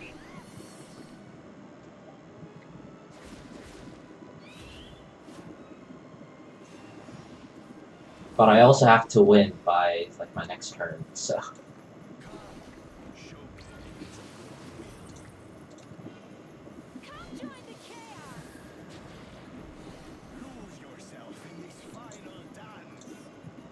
Discard the Floroses, and then I'll get rid of Dark Contract. Or in pain against discard. Oh, don't worry. I would have been in the same pain if I got queued up against discard. Or not discard, blood. Because all the bloods are basically discard. And I'm the one person who's playing, like, Wrath. Do this.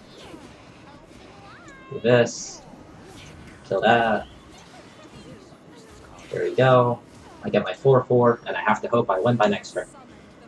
Because this is definitely D-shift. If I don't win by then, I am screwed. D-shift is short for Dimension Shift. Dimension Shift is a 20 cost spell that has spell boost. This costs 1 less.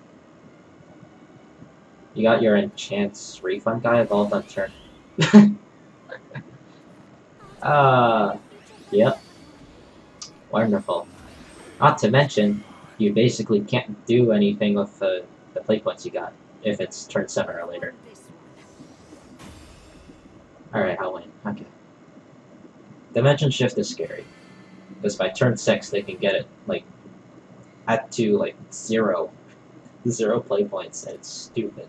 Because the spell reads, take an extra turn.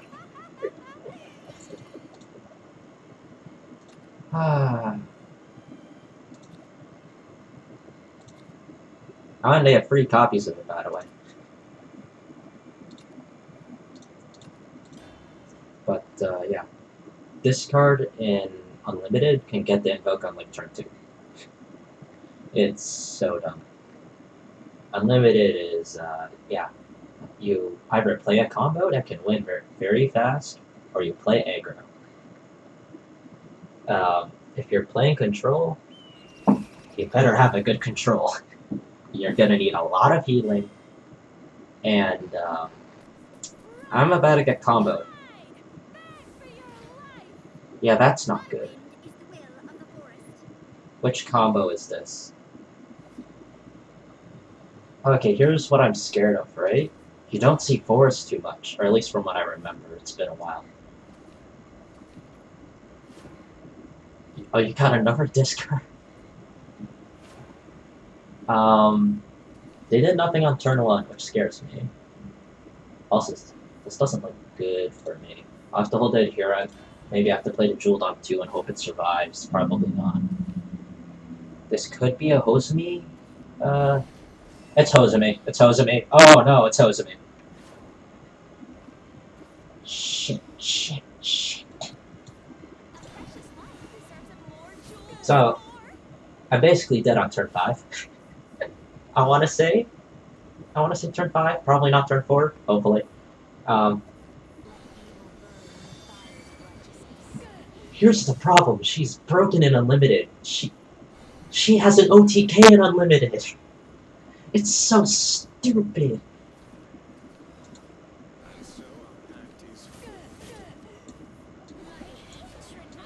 Am I getting healed? No.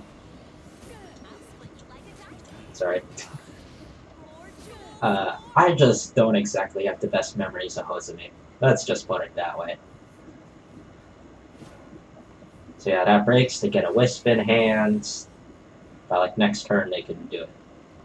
They just need to, like, at least like 2 more wisps, and then they have lethal. So yeah.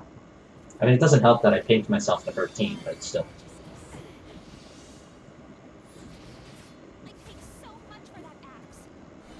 There's a wisp. Why did they... Oh, yeah, huh. Yeah.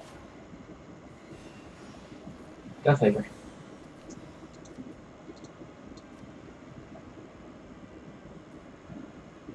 Alright, that's good that your game is going well. Yeah. If I get the 4-4, it'll at least reduce some damage. I don't think they have any AoE, so the 5-3 won't end up dying, which is kind of sad.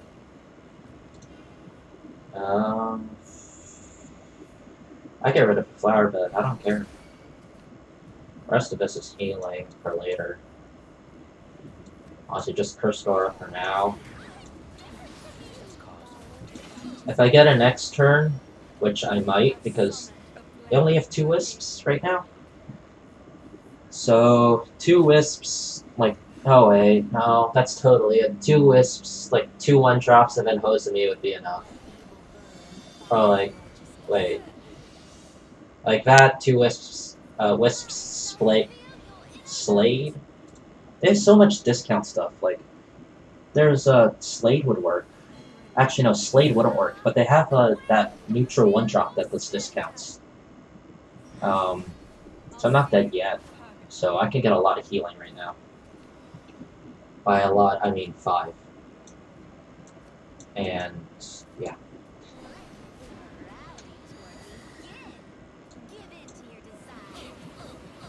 That should get me another invoke after I play this, right? And at least in my mind. Wait, that's lethal. I'm so blind! Yes! Screw it. Ah, there we go.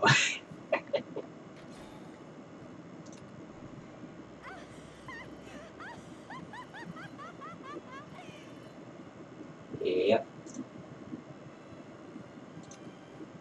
Do you have a discard deck in there? I mean, I technically do. You want to see something? So this is a deck gifted to me by someone else. It's a Shemyasa combo deck.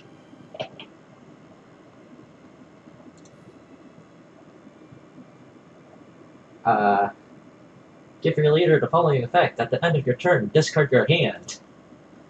With Pericles.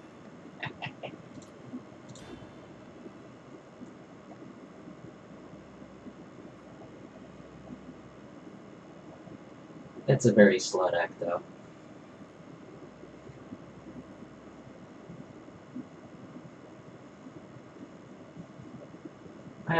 There's probably a lot of cards you haven't seen before. There's this one 9-drop sword card that's actually, like, awful. But, yeah. It's this 9 cost. I can't risk discarding my only copy of that card. Yeah, it's like a 9/7. Oh, you ran into a chess room? Damn, they're actually still playing that. It's usually, stack rooms, or like, Earthrights. At least in my XL. That, because you have a lot of burst potential and test subjects. That's all of them I've seen. Yeah, there's, why do I run this card? If I run it, I'll end up running out of cards. What did I get? Perfect. Yeah, there's a 9/7. It's a 9 cost 9/7 and sword, and it reads discarded card gains stats equals to its cost. It's still a bad card.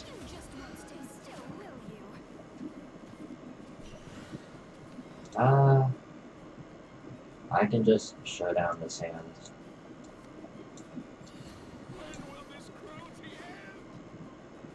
I want the contracts after I get all of my evos done. So, luckily my opponent seems to be a control deck because they played a card I've never seen before. Actually, no, what is this card? What are these cards? Is this person from, like, 2014 or something? Deal 2 damage to NF follower, restore 1 to both leaders. Deal 2 to enemy follower, restore 2 defense. What am I looking at? Oh wow, I have 2 of them already. And then, now I just need Chemyaza. Alright. Repair to lease. Get rid of my contract. Keep a briar, I guess. Alright. I'll take the cards first. You always want cards in this deck. I'll plop down Ravening next turn. Evo that, and then we're good. You probably haven't seen this card either. Space Form, kind of bad, not gonna lie.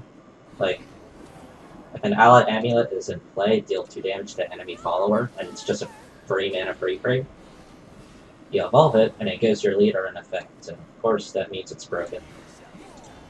Whenever you draw a card, deal 1 damage to a random enemy for each card you draw. This includes your start of turn draw.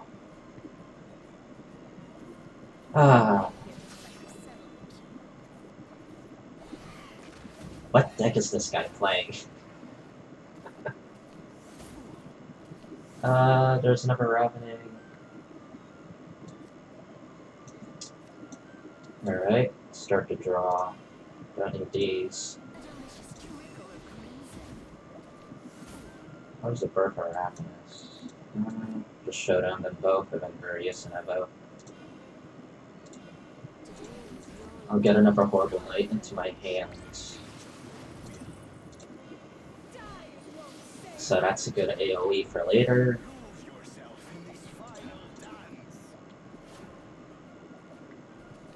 And I just need to draw my Chemyaza.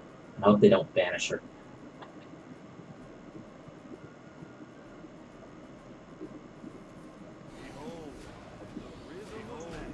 You ranked twice with the same meta. Wait.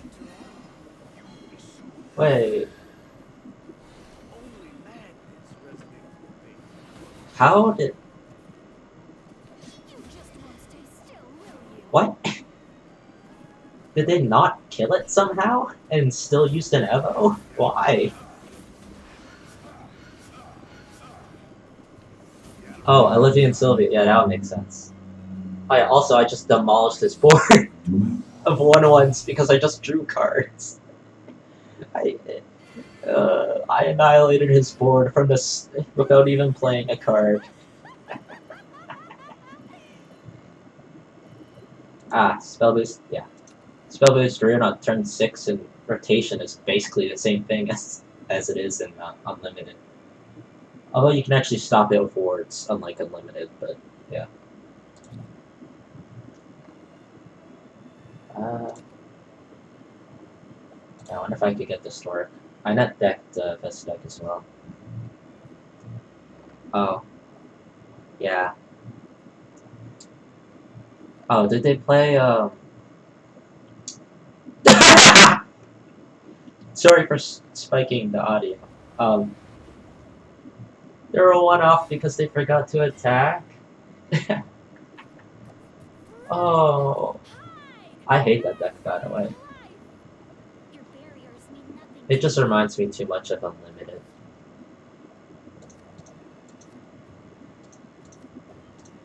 Because that spell boost deck is very much like Actually, what am I doing? I need to keep planetary. Hey, quick question. Do you know what Atomy is? As in the card? Because if not, you're in for a surprise. If you're playing an Atomy deck.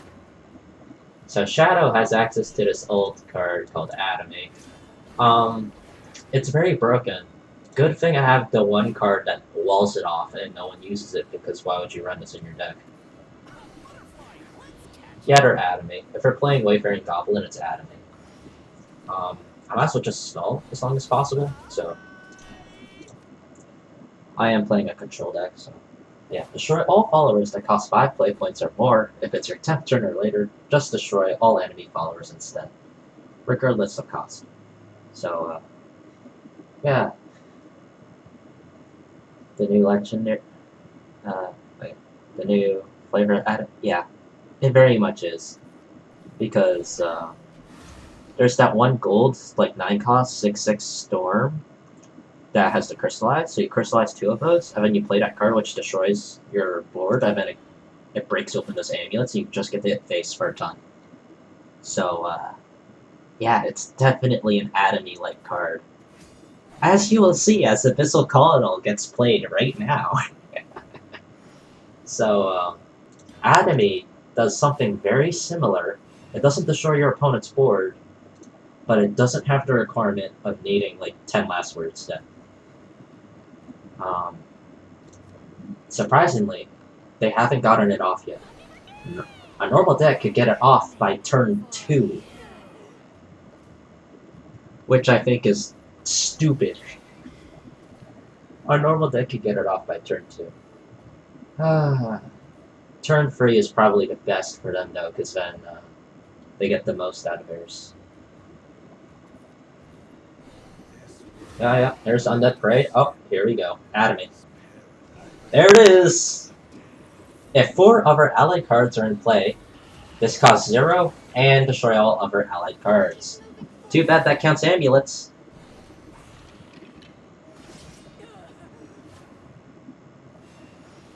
That's 2 8/8s on turn 4. Yeah! Guess why I'm running this card? Goodbye. And now I gotta hope they give me turns to use my Archangels. Alright, take care. Oh, they're starting up again. Yeah. Huh. They have to be right, don't they? Nope, Bacheloress, yeah. And Atomy. 23 cards drawn and they have another one. Yeah. That's lethal, by the way, I'm pretty sure. Pretty sure it's lethal. Yep. Yeah.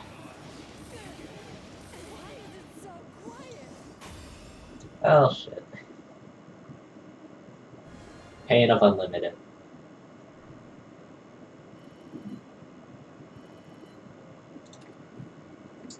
Do I have another good deck?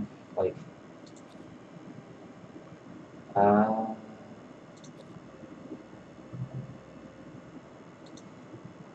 that's the end. What's your offer? You want a private match? Okay. Yeah, sure. Rotation or... I'm assuming it's rotation, right? Yeah. Alright. Oh wait, they have take 2? Private? Since when? Alright.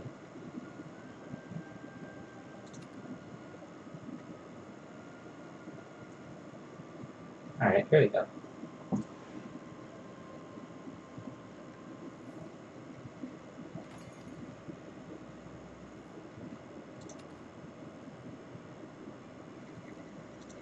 Yeah, no problem. Oh wait, my deck. I forgot. Okay. You know, I'll play one of my scuff decks instead. Sure. forgot I added too many cards to my B-Right deck when I was editing it earlier.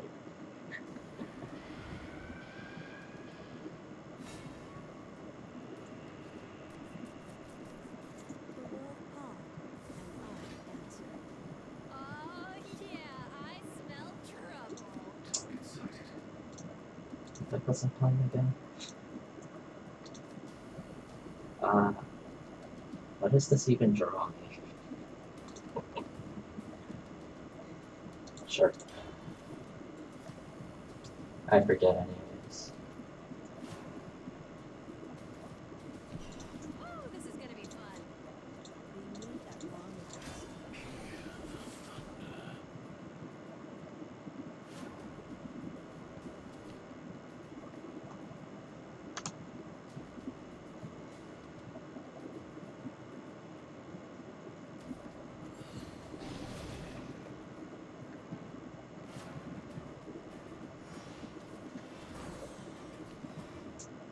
Ah, okay.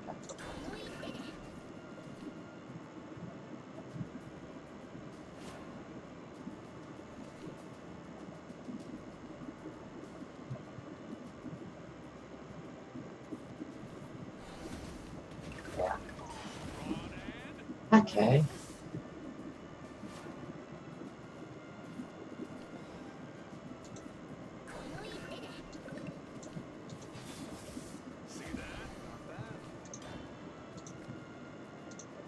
My deck probably seems like a mess if you saw the cards in it.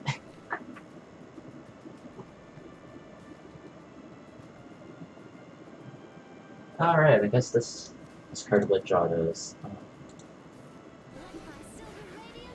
Yeah. There she is.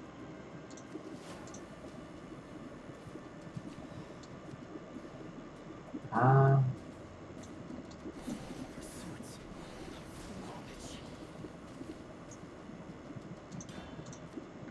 Oh right, I forgot I had this card.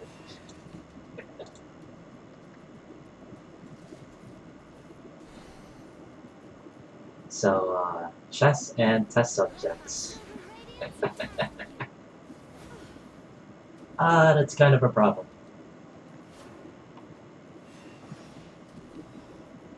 Scatter well. Alright.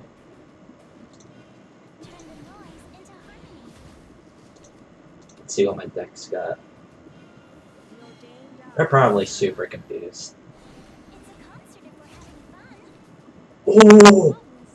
He's here! He's here!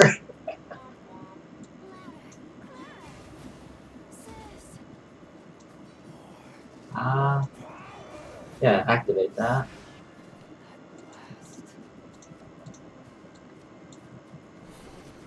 And,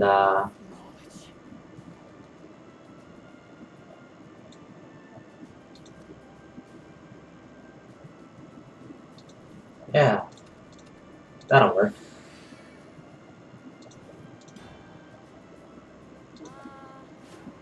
It wasn't a condemned. I'm stupid. Whatever, they're gonna be so confused when I drop my Harriman. Don't kill me from 16 at 8 play points, please. Ah, shit. So that automatically deals 4. They have 5 from Evelyn. So, my Harriman can at least clear the current board.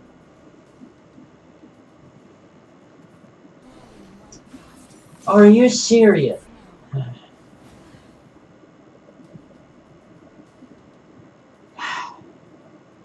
Well, guess what I'm not playing this turn.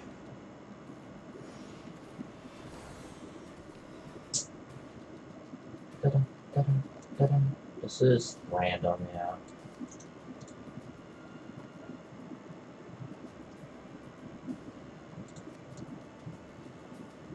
I mean, this does have Evo Transform, so I'll probably just have to play this and wait it out.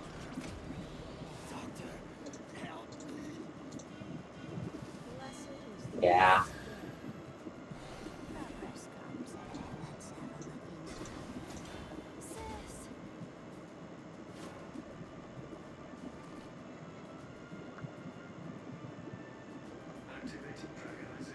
Yeah, I'm dead. Dragon go. Did she actually just say what I think she said? My golden roar will reverberate. Did she actually just say, haha, dragon go burr? Instantaneous victory.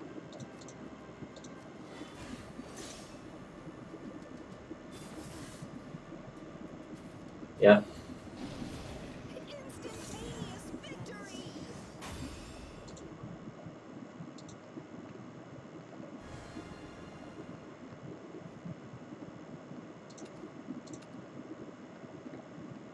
Oh, I don't think I've gotten walled, so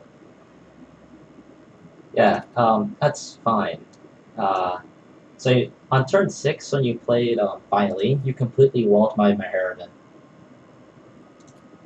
Yeah. Because my entire deck is just Maharavan. Yeah, you Maharavan to delete your deck so that you can get to Uranus faster. That's the deck. Uh, I need to get rid of this card. It's never active. But yeah.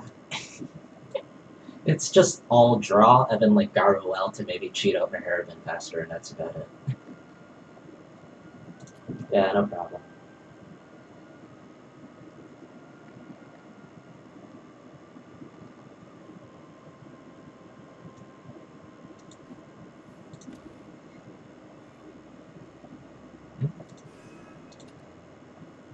Yeah, it's going fine.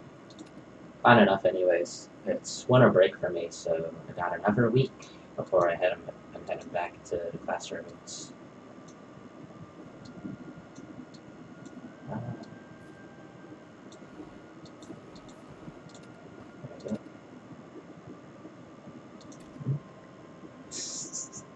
Yeah. Do you want to play another match, or do you have to go?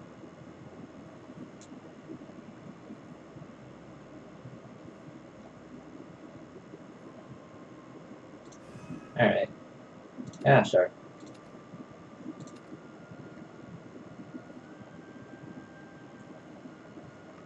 That's fine. I could probably do like 1 or 2 more matches before I have to go. Since, yeah, I've been going for about 2 hours. Yeah, it's fine.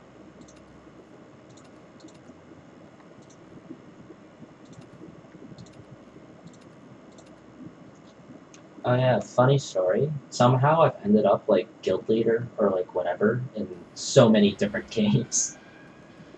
Like, I think it's called guilds in Shadowverse, but yeah, somehow I ended up guild leader even though I have never talked to my guild at all. The leader just left and appointed me as leader for some reason. And it's happened in so many other games, and I don't know how.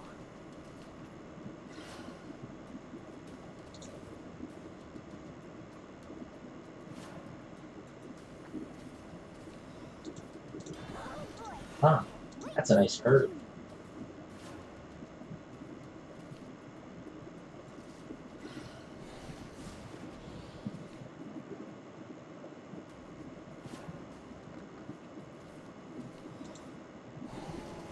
Oh my gosh, you're here.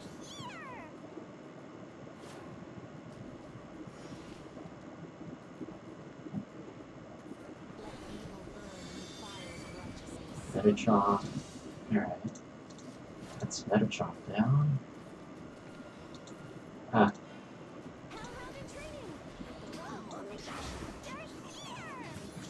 there's your boy. Where are you? The inn himself just got sacrificed to draw cards.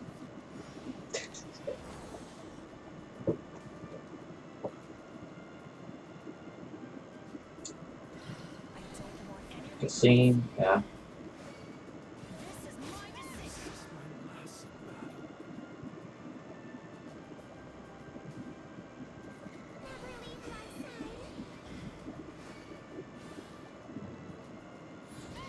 I hate that I have to kill both of those. This is my decision. I mean, I guess I technically don't have to. I'm just getting nightmares about uh, the last rotation when Rezo Portal was a thing. It was way too strong.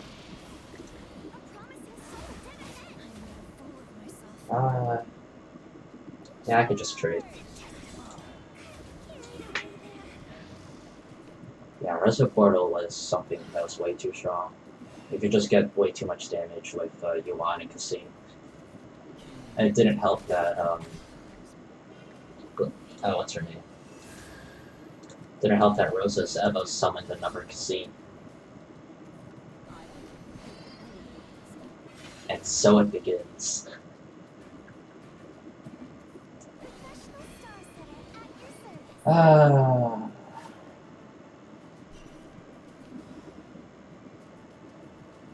Your board is dead. For the most part.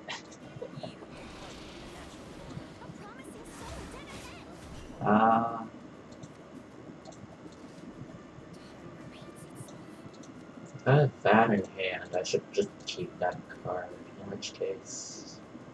I draws me 2 cards, and yeah, this is fine.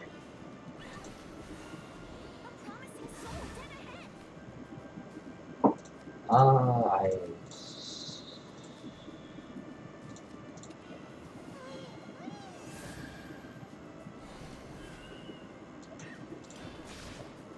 You're on 6. Oh, I'm stupid. So, you remember about how I couldn't remember whenever Lakadula would get invoked? Yeah, there you go. I didn't have to trade there. I mean, it's fine anyways, but... Oh, right. That card. Yeah.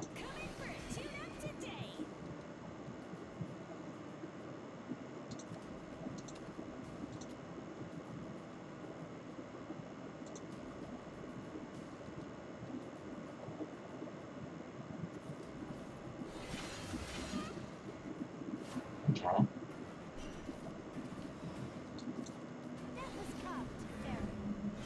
Well, here we go.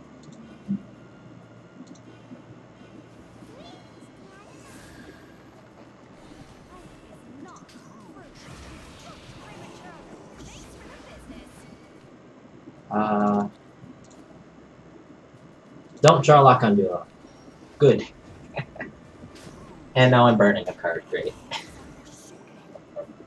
Too many cards. So yeah, this is why I cut luck on Dula.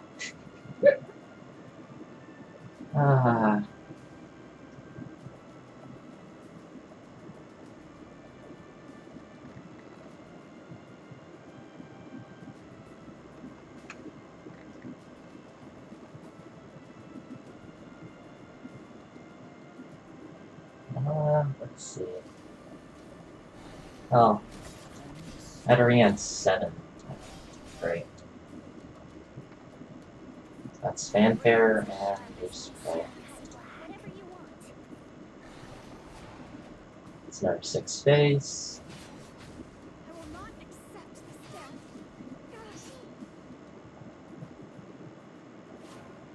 So I have theoretical 6 on board, so I just need 10 more. Oh. I think I lost.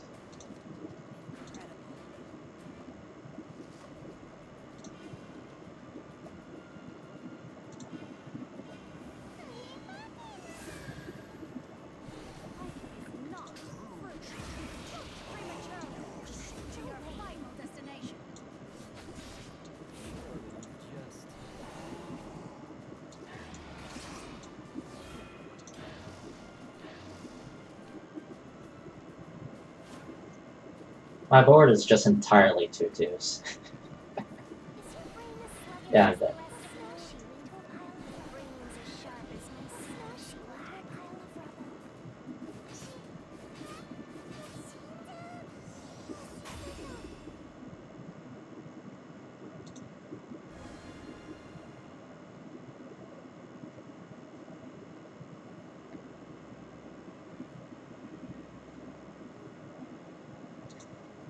That deck is the entire reason why my stream title is just card draw, card draw, card draw.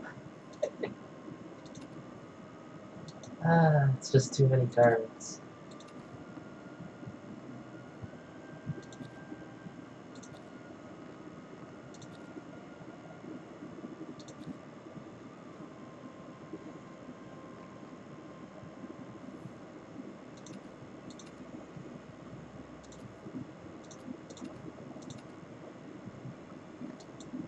Yeah?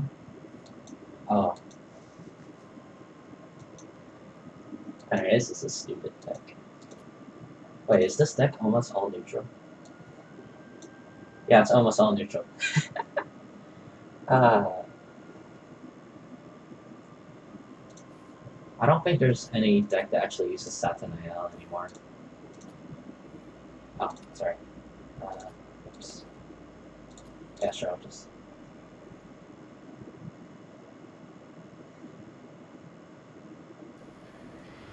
Yeah, apparently there's a deck that actually used Satanael in the previous rotation. Back when Haven actually had a Vanish package. I bring unto you serenity.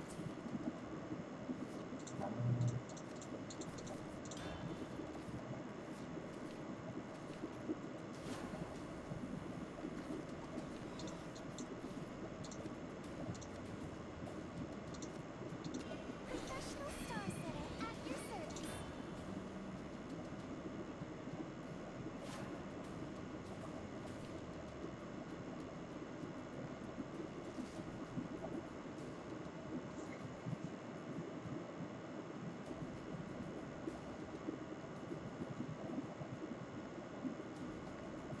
What time is it? Hunting time!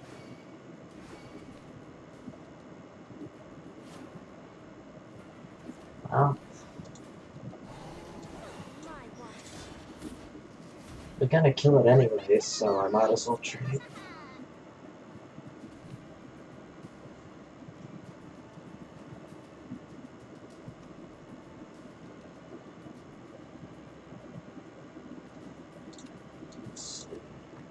It does have one. Evil burn in the fires of righteousness.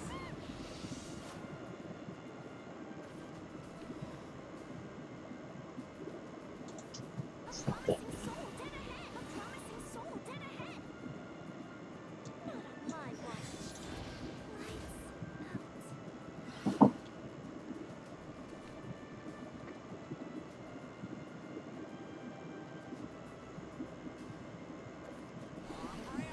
Oh, I'm going home. okay. Interesting. Fascinating.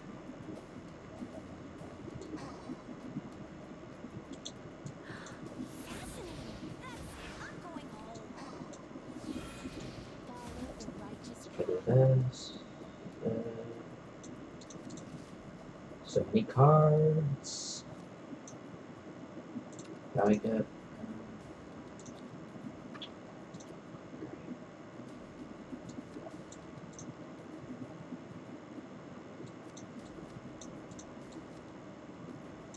Oh well. Promising soul dead ahead. Promising soul dead ahead. Lights you. Cards.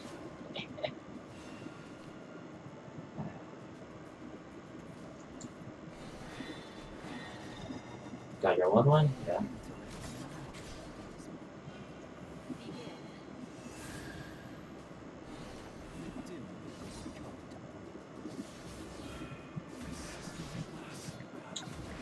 Let's see. Where are you?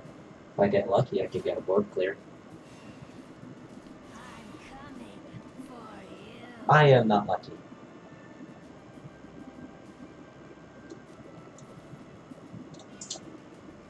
So if I do that, I have to do that.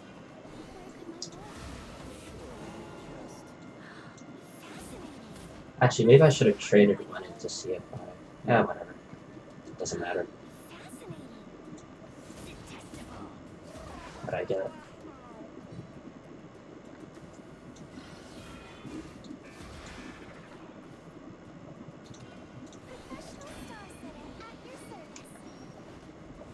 I forgot. I keep forgetting about Lacandula.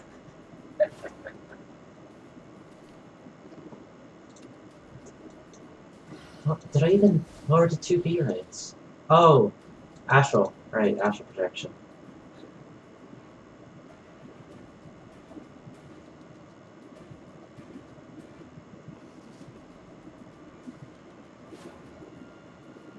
Are you serious? Really? A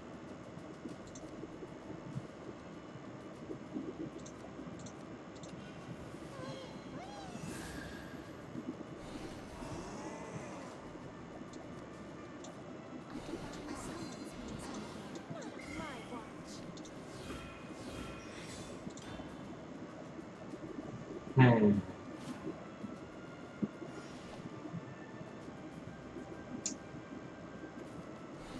Man, this is really odd. I tend to voice what I'm going to do out loud to get me thinking, but I know you also have the stream open in the background. Ah, Sleep. man, this is fun. I would fight for anyone else. So you're going up to 19, This is our little secret. and you're just stalling. I'm dead on 8, so... Okay. I mean, I could put up a lot of pressure right now.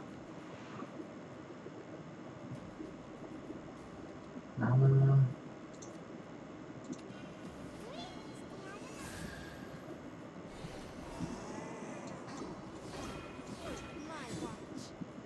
Oh, hey, Save. How's it going? What on a holiday? Absolutely not. Absolutely not. I'm not doing too much commentary about my thoughts because I'm currently in a private match with Wailing Ice.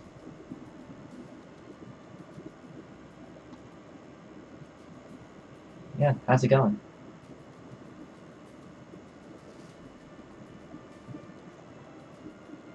They're being smart and not killing off my board so I can't get this card. Unprevailing wings. Condemnation's blade. So yeah, it's my B-right deck versus their enhanced deck. Our paths may differ. How much is that? Yet our 3? will be Okay. home yet.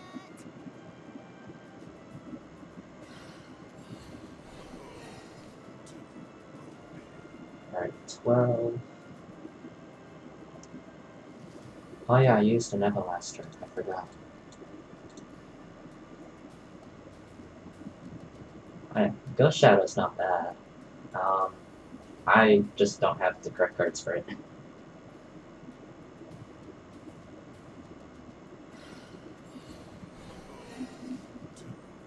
14 now. Great. Great. Professional star setter at your Let's see. Ye who depart from the natural order. I just drew so many cards. Alright, so this is happening. By condemnation's blade.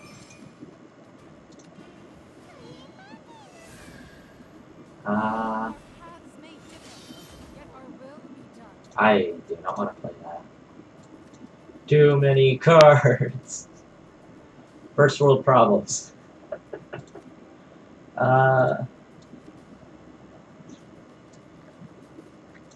Okay. Professional star setter at your service. Let's see. Do I have board space? Okay. Do this. Draw a follower. You know what? Sure. Deathless come, there is I'll be right on my roll, sure.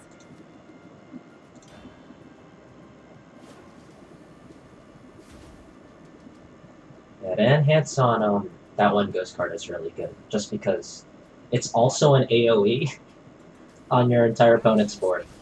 Yeah, I'm dead.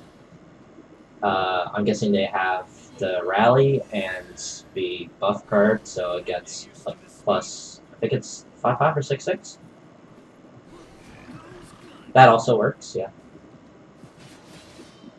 So that's 18 pace plus whatever extra bonus damage you got.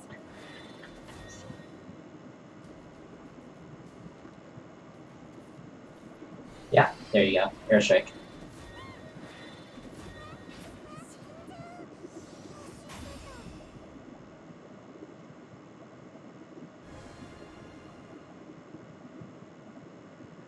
Really?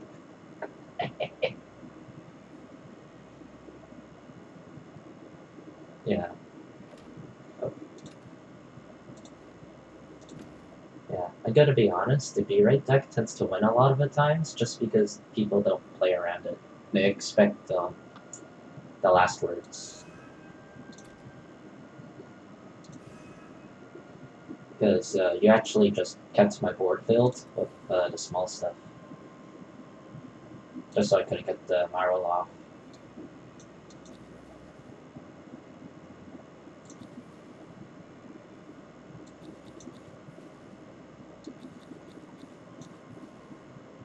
I didn't realize that card gave +2/2 to all allies. I thought it was all ally puppets for some reason.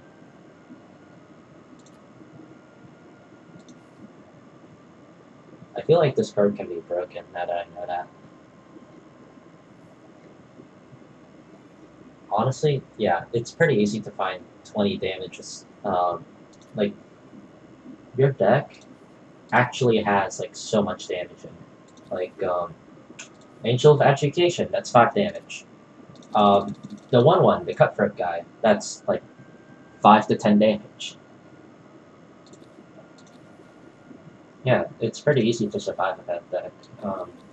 It's all because of that one guy. And I think I know what my problem is, because I try and greet him too much. It's probably near the back. Yeah. Where you can enhance him for 6. I don't know why, but I always try to get the enhance for 6. I just need to learn to use the accelerate instead. Because it's health and cards. But, yeah. Yeah. Yeah, I saw from watching you that accelerate is much better. It's not worth the 4/4 body. Dune Surfer, I think, is, like, broken. Like, if you manage... Yeah. I'm pretty sure Dune Surfer might be broken for a couple things, at least. Because, like, Cutthroats, like, yeah, Enhanced 9 plus Dune Super, that's just an OTK. The only problem is it's at 9, at 9 play points. But, yeah. Do you run Cultivate Life in your deck? Because it is just a draw card.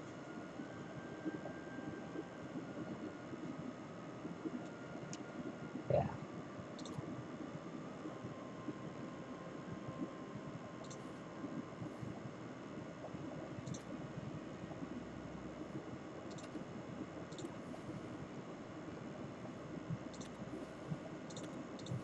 I still have copies of Yuan and mine.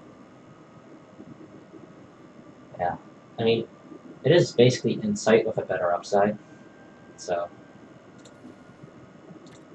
Did I not have Yuan? I thought. What? Oh, it's on rotation. Yeah, no wonder. I don't see him. There he is. One of the most troublesome cards of a previous rotation. If your opponent doesn't kill it, it's like 8 damage. And at a base, it's just 4 damage base.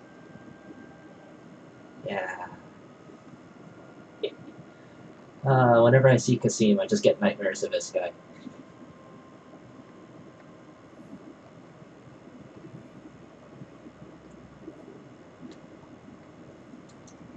Yeah. I mean, in the Crosscraft event, they just banned him to 1 card per deck because of that. Yeah. The girl's pretty good as well because it's healing, right?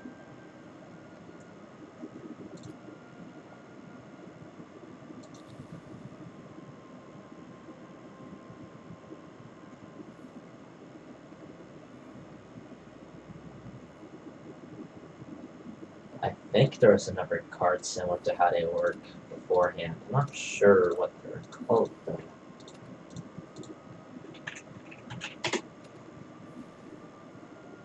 Ah. Oh boy.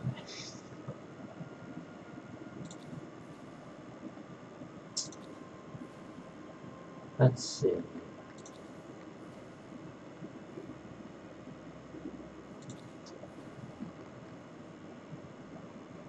Oh yeah, Wilbur probably rotated, right? Wardhaven's not a thing anymore. Kereza? Wait, is that the...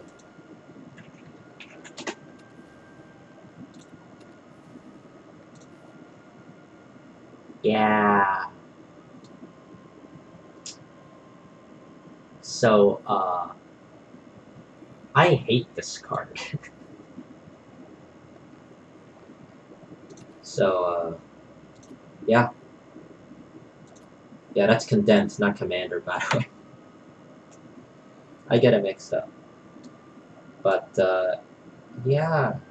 It's 5 damage face, and you get 2 5/5 wards of these.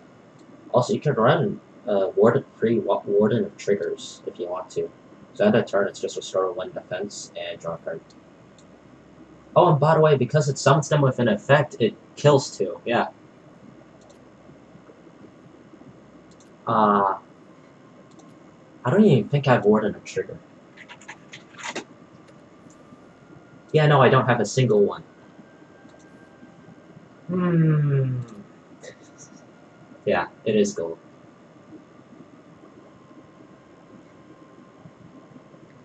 Yeah, I mean, if I look at all the wardens, I have a decent amount.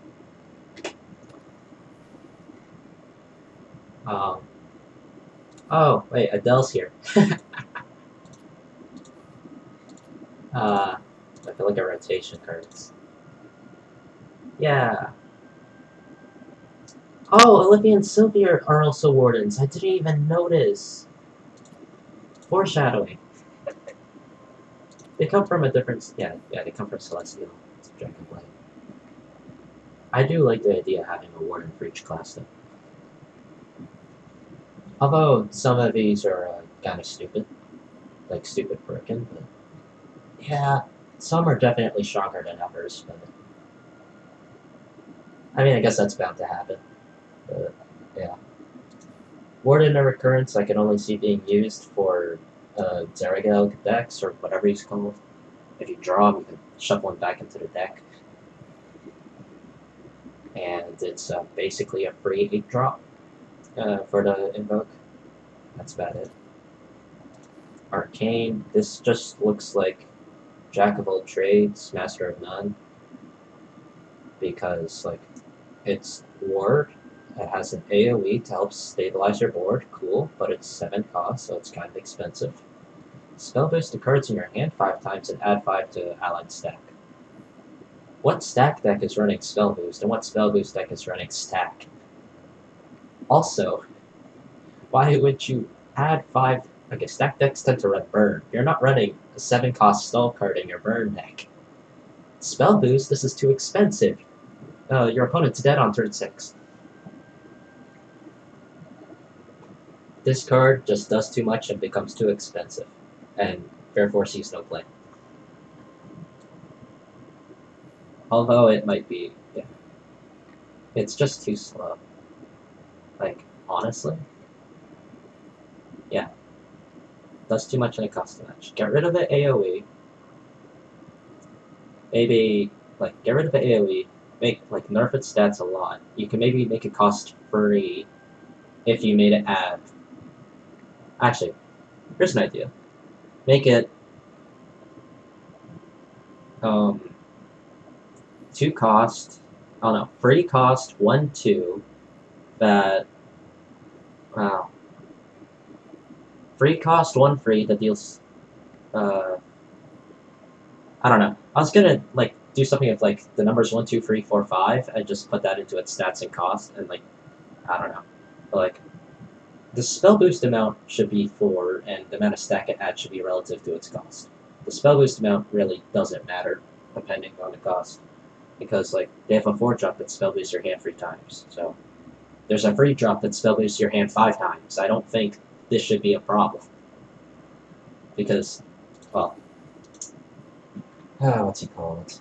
I don't know, if I type this in, it'll pull up. Why is he not here? That's why. Get a collection. Right, Crystal Fencer. This guy's broken.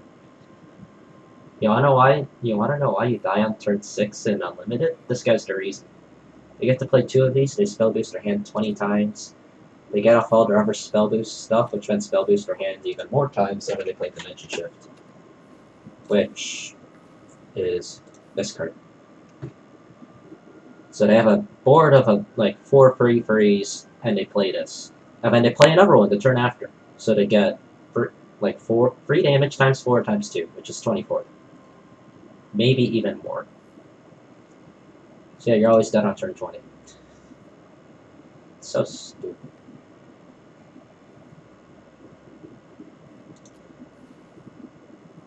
But yeah, spell boost 5 is actually too little spell boost, honestly. As a joke, they should make it spell boost 50. You know, that I totally don't have any ulterior motives for that. Yeah, don't worry. Just make it spell boost 50 for no good reason. Don't worry. I forgot about this card when we were mentioning alternate win conditions. Okay. Condemned Forest? I don't have the cards for it. I saw it, and I'm gonna be honest, I don't want to play against it. Playing it may be fun, I don't know. But, yeah. Have they really? Okay. I had this old Forest deck that might do you well in campaign, but it definitely won't work now because all the cards have rotated.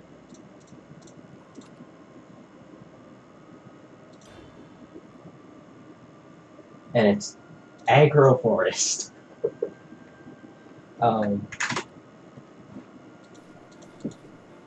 So let's see. It would have been stuff from around the Revolve era, so I don't know if you have the cards or not.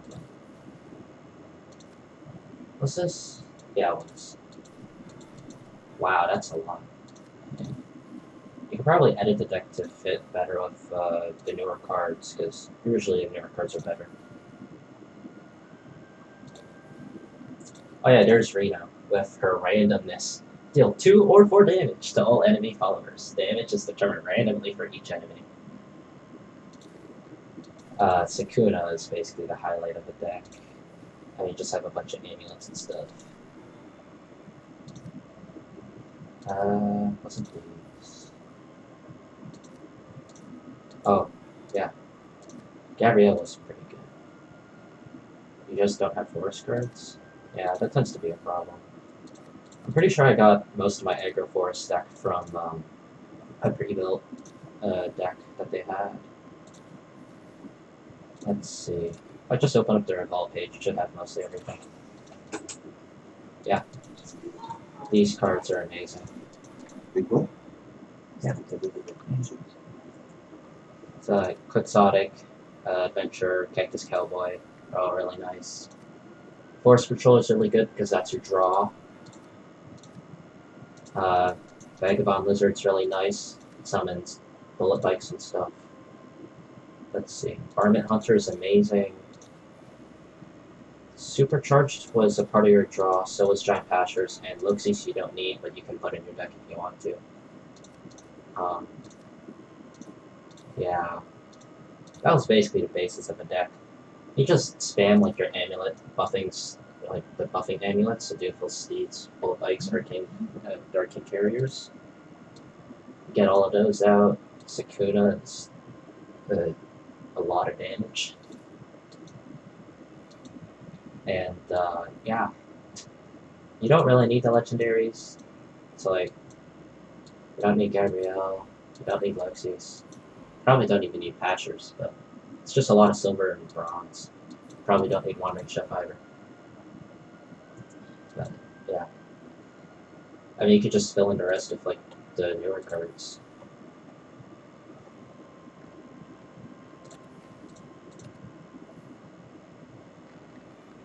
4 legendaries. Condemned forest.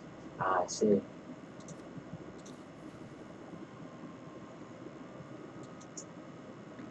Oh, and you have none. Like,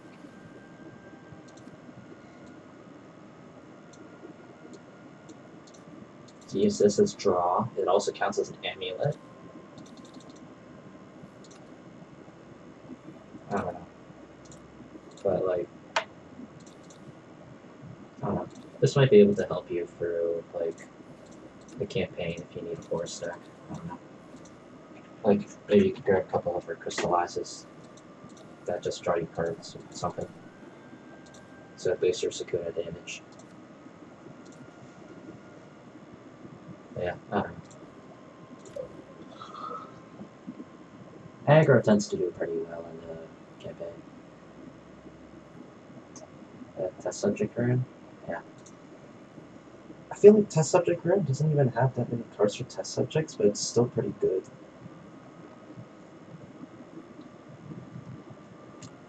Yeah, I should get going. It's been like 2 hours and 3/4 or so. Yeah, I'll end it here. Yeah, take care though. Sacred Bird and Condemned. Alright, yeah, it's been fun. Alright, thanks for following. I'll see you whenever I stream again. Bye then. What is it? Alright, bye.